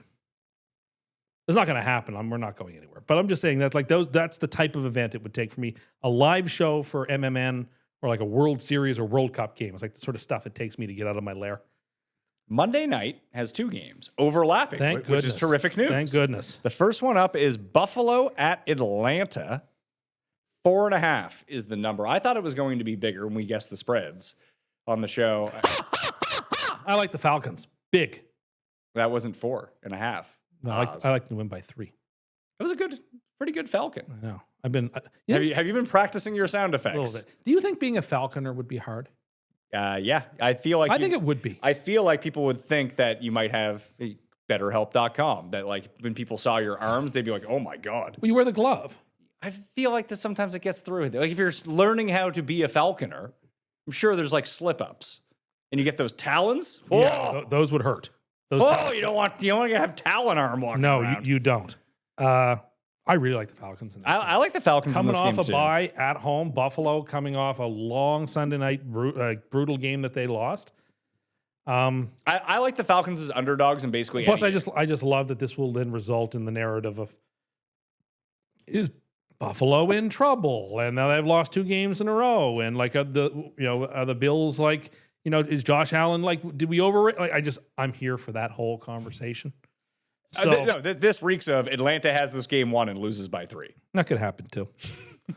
I do like the Falcons in this game. I just think offensively, the Bills' defense is not good. Yeah, it's bad. And the Falcons and Milano got hurt too. And the Falcons have players who can score, even though they got blanked by the Panthers.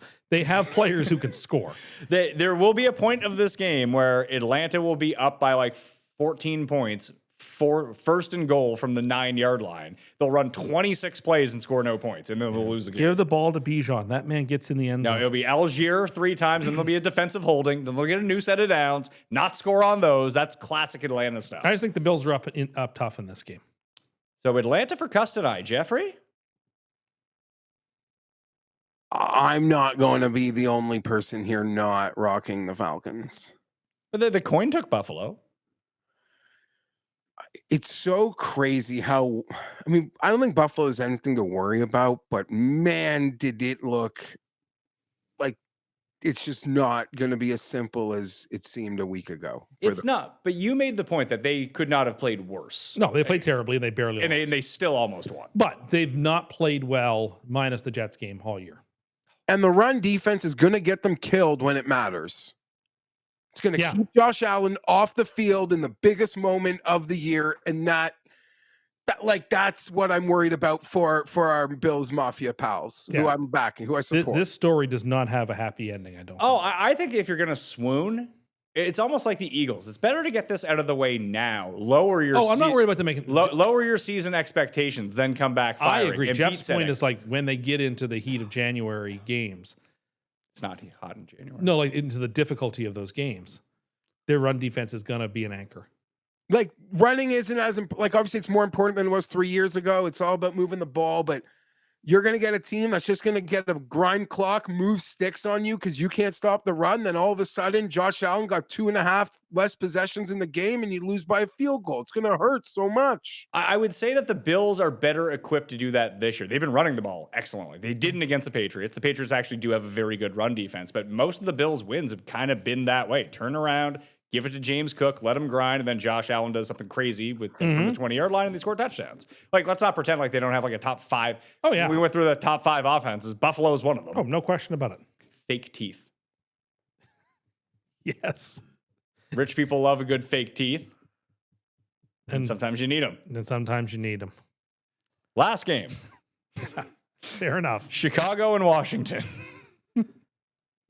Washington's favored by 4.5 at home against the Bears coming off a bye week. Washington basically came off a bye week last week. Well, they certainly came off a bye second half.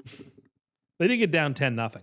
I really do think if they had, returned that punt for the touchdown to count it, I do think the Chargers probably would have won the game. It's not even, I mean, Geoff, obviously, who are you talking to, Geoff? Now, Go ahead. my mother's complained to my wife. Now my wife wants to see the text. Now I'm like deleting a text. Just, I gotta. It's 7:07. The Jays game's in an hour. I'm gonna start drinking in 10 minutes. All right. Well, we'll try to get you out of here.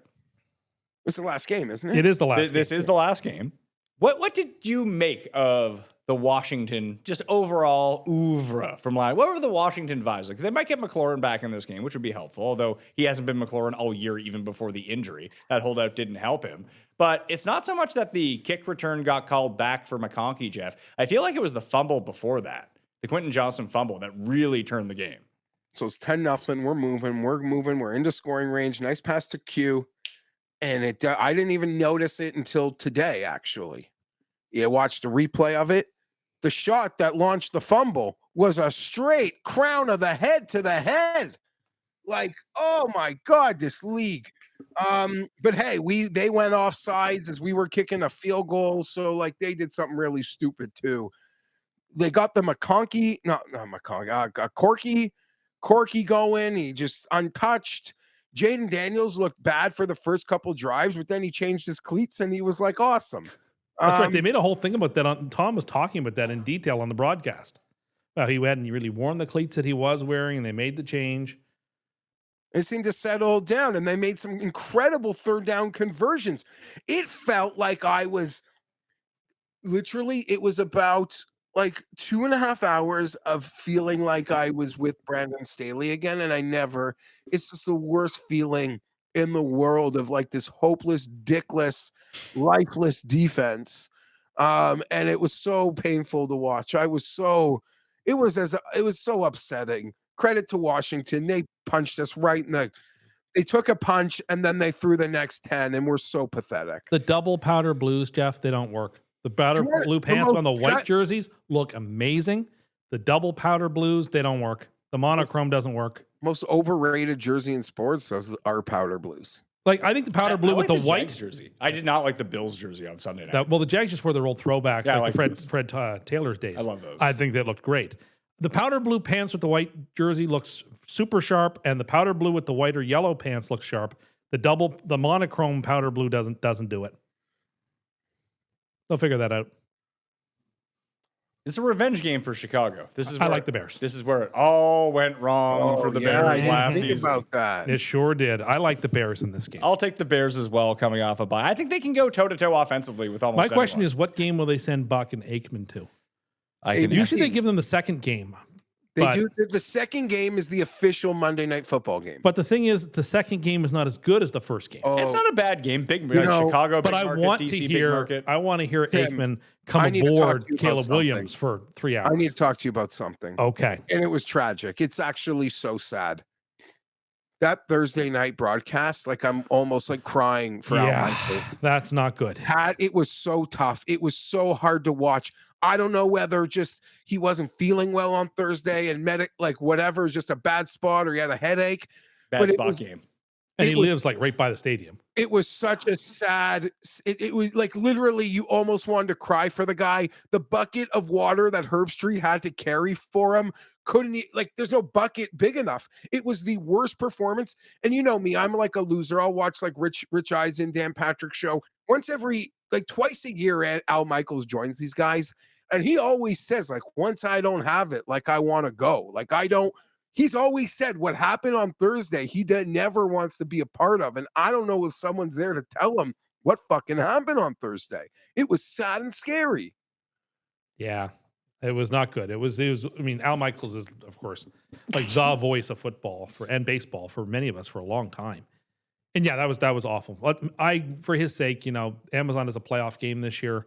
Maybe they just finish out with him getting that playoff game. That's his last game. And Maybe he had a that's bad week. Maybe He had a bad week. I don't watch the game with sound on, so I didn't notice. What happened? Yeah. It just was bad. He didn't know. He couldn't tell fumbles happen. Yeah, like it just was a Like the Jared, Boston he was Bruins so guy confused. last year. He was so confused. One of the teams, I guess the 49ers, completed like a 12-yard pass, and there was also a personal foul on the play. And he was so confused that the penalty was added to the completion. He's 80 years old. Yeah, like he's getting older, and actually this is like his 4th year already of doing Thursday night football. And Herb Street. I mean, from the games I've watched, I don't love Herb Street calling NFL games. Herb People- Street sucks. He sucks because he literally doesn't say anything mean about anyone. He's got too many friends throughout the league right now to It tells say you where people went to college. So he's anything. like living with Eric Very much. or Cam, who actually doesn't know where they went to college. Yeah, it's not a great crew. It's too bad. I mean, I like Al Michaels a lot, and when he comes on those shows, he's great because he tells great stories. Like he's got great stories, like this, like the Red Machine that he used to call, and like what it was like in San Francisco in the 70s, and like what Miracle on Ice was like to call, and like, or he was in the Oakland Coliseum when the earthquake happened. Like, This is the Buck Aikman game. this is the late game. Bears Commanders. I kind of thought it might be The but for 8:15 game is like the official Monday night game. That's the game they always. That's like their game. Like the A crew goes to Okay. that game, is what he's saying. Yeah. Do you know what the Nance Romo game is? So they should have the America's Game of the Week. It probably are they doing Bengals Packers? They are doing Niners Buccaneers. Yeah. Okay. CBS is doing Niners Buccaneers. They are. Tim, we're 4 years into this, buddy. Okay. Yeah, you're always very surprised, although it's a thing every single Both week. CBS and Fox essentially agree together that we're paying so much money. I don't want to Okay. not have access to players. I want to have equal access to great players, even not in our conference. So where are they sending Brady to Jacksonville? Rams Ravens. That was probably already predestined for them then. I got to tell you, Jeff, we watched like the Brady game with commentary. He's gotten a lot better. Yeah, he wasn't horrible. I don't think he was. I thought he was acting. He told me things that only he could really tell me. Yeah, I thought he was better. You know, And I'm that's not what he gonna was lie, not doing last year. I was watching the Charger game, but I had like the Blue Jays audio because like baseball audio is just so I didn't really listen. You got Buck Martinez just like swirling drinks. Yeah, Okay. Okay. Blue Jays. Blue Jays. Giving your kids ridiculous names. Yes. Yes. I'll take the Bears. All right, so round of Bears, coins on one. We're like the three of us are pretty aligned. That's never good. But the coin is on the opposite side of us in almost all of these games. Based on the coin's momentum, it's a good spot for it to be. Yeah, but coin likes to rebound. Yeah, we'll see. Likes to zigzag. Like 3 and 11 is not normal. Like the coin went 3 and 11 and dropped to 500 for the year. No, it'll probably go 6 and 7. Wouldn't be 6 and 7. Nailed it. Yeah, but that's not how many games there 6, are. 7 and 1. It's not how many games there are. It's only 2 teams on by. There's 15 games, isn't there? Yeah. Okay. 2 pushes. 6, 7, and 2. Yeah. There you go. Superlocks for week number 6. I don't know what I'm doing anymore. I'm so rattled just by losing these every week in the worst way possible. Who do you like, Jeff? I like the Raiders. LV. Oh my goodness. Coolio featuring LV. Oh my Crazy, goodness. right? 4.5 point Gangsta's Paradise. Yeah, I think Gross. they're going to show up this week. Okay. I'm going to stick to my guns, and I'm going to let them hurt me again. I'm going to take Indy minus 6.5 against Arizona. Dallas. Dallas is a good one. Might use that as a bet on the best bet show. And Rob's a Cowboys fan. He is. He doesn't believe in trends. No, but here's a trend for you. I really hope he has his Muldoon's mug.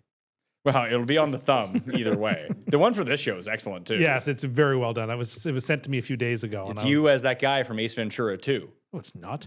Oh, who is also the Monopoly man. Correct. Milburn Pennybags. It's Milburn? Milburn Pennybags. I didn't realize he had a first name. I thought he was just Rich Uncle. No, that is not it. It's Milburn Pennybags.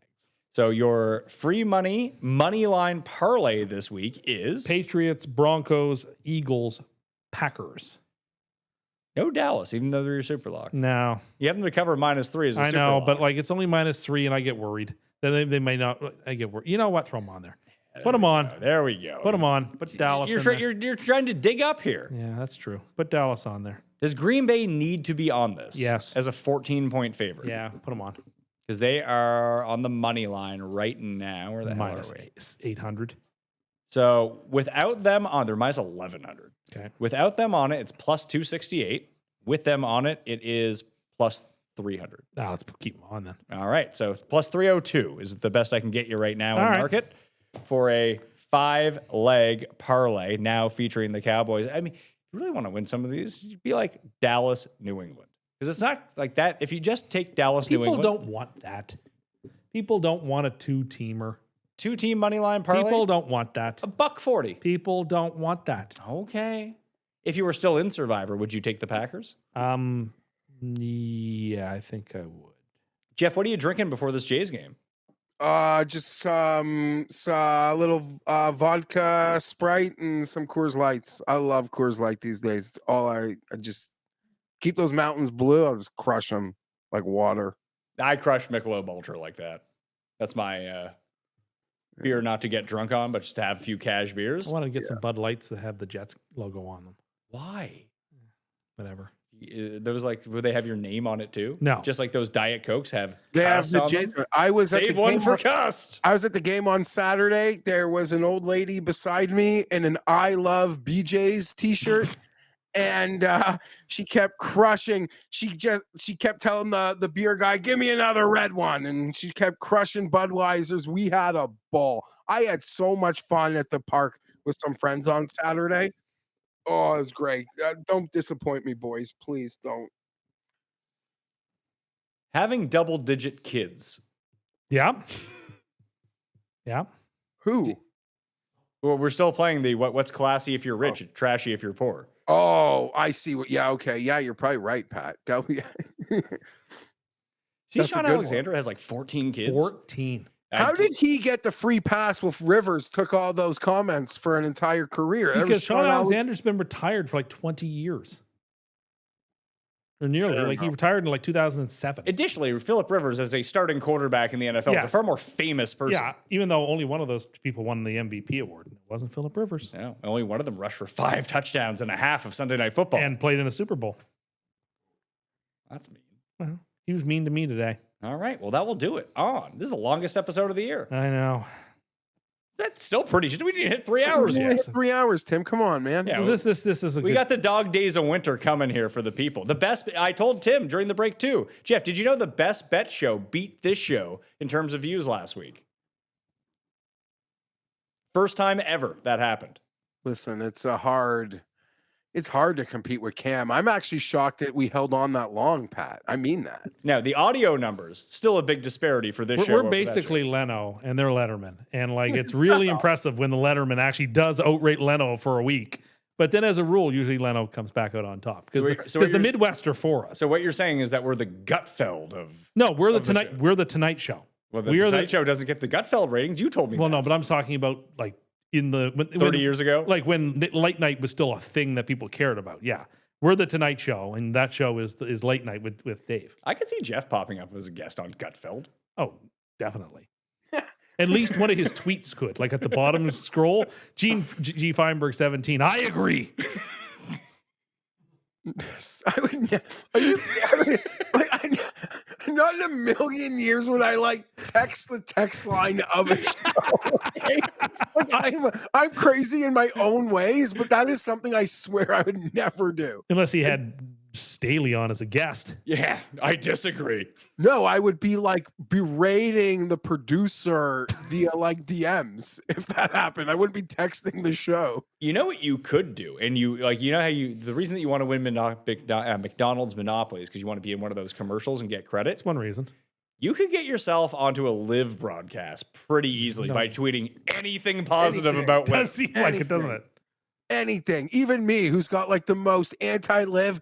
I just whisper a little sweet nothing in a live Twitter during a live broadcast. Yeah. We've seen some of our friends on the internet like troll for that, but I got on there one day. I was watching. I was like, "Hey, nice shot by someone," and I was watching, and then my tweet popped up. I was like, "Oh boy, they're really scrounging the internet for this stuff." You're a celebrity in the golf world. You are an influencer. I do not cover live though. Is the thing? No, but you cover golf, Sure. and you talk about it on your show on Mondays at times. Yeah, from time to time. Every time there's a tournament, you all chat about it. Yeah. You give out picks, so you do. Well, I like to bet on things. No, just, you don't shun it. No, I don't. Jeff does. Jeff gives picks. And you're the other way. I just would like to see more team stuff, and I'd like to see them. Would you like to see them lose less than $500 million a year, but not including America? Yeah, probably be nice. Doesn't matter. It's all funny money. Evidently. Well, we'll do it on the Pat Mayo Experience. you give Bill Burr a fucking $100 million to be a fucking hypocrite. So good for them. I would take $500 million to be honest. The amount of money you'd have to pay me to be a hypocrite is very low. No, I agree. Very low. But Pat, here's the difference: you wouldn't be a hypocrite because you've never Yeah, but taken even the if I moral was, high ground. You've never if taken the moral if high I made ground. my money off on the moral high ground, and the other side was like, "Here's double the money to reverse your opinion," I'm like, sure, why not? Yeah, I They agree. backed up but a then when truck you full of come- money to my I'm house. not made of stone. I'm not made over of here. stone. I agree, but then when you come back and want to play the moral high ground again, you'd have to understand why people say like "fuck that." That's all I'm saying. That's Sure. it. That's all. Yeah, people forget about it. We had friends who flew to Toronto this week to go see Louis C.K. Interesting. The world is healing itself. He's just a horn dog. I believe it's a bit worse than that, Jeff. No, I'm not supporting that. I'm Aren't you? not. No, I'm absolutely not. This is why I don't like the 3-hour shows. We give ourselves too much rope here. Well, there's a lot of filler going on. This was a fun show. I had a lot of fun This tonight. show was off the This wall. had everything. I know, this is too much. This was like a Stefan fever dream. This would be a show that you would like put forward in the November sweeps. Can we For people. remove the Charger game? I'm ashamed of that. You should be ashamed of that. That's Yeah. very poor behavior on your part. Speaking multiple languages. You think? I don't know about that one. I'm not as convinced on that one. Well, I mean, on the other side of it, you'd have to think that if people move to a different country where they're not from, they speak one language, they have to learn another language. They're not the most affluent in society. I Whereas guess. if you are the most affluent, you speak like Mandarin and Yeah. English and French and Spanish. Yeah, I guess so. All right. People in the middle don't have that. No, that's right. It's usually just one language there. Say so. You. Which side are you? What is it? What was the word again? Skidaboo? Skibadoo. Skibadoo. That's not That's a even right. skibadoo That's, for I you. didn't even get that right. Skibbity. Skibbity. Skibbity. That's real skibbity. Jeff, did you know that Tim didn't know what some slang was, so he deep dived what 6'7" was on the internet? He didn't know what 6'7" was. I do now. I don't know what it is. It's a youth thing. Yeah, it's sort of like a verbal meme that they use these days. Did you ask ChatGPT? No, I just researched it. That is researching. Okay, well, no. Well, how did you you Googled it? I Googled it and read articles about it. Well, if you use ChatGPT, it would just The make thing that is, one yeah, step. I don't do that. You can do that. It's free. I don't like AI. I mean, really, if you're just using Google, what's the I difference? just don't like just AI. use it like I Google. don't like AI. What scares you about AI? I just don't like it. I'm not comfortable with it. It's wrong a lot of the time. I'm not interested. Other people can use it. That's great. That's not for me. All right. Thanks to Jared and Dayton. Thanks to all of you for sticking around here. Thanks to the coin for having a bad week, making me save a little bit of face with terrible picks. I also want to thank Jeff and Tim and August. That is not my name. Are you sure? You could be on somebody's lawn for Halloween with that one. I could try. I also was going to do my. Apparently, people drink when they walk around. Yeah, we do. That's something else. Every single parent in our neighborhood. That wasn't a thing 30 years ago. Probably not, but yeah, That was not a it's thing. My parents didn't do that. Tim, and I there's don't even know houses anyone's that, parents who like, did that. There's a house in my neighborhood. The dude's give out like, drinks.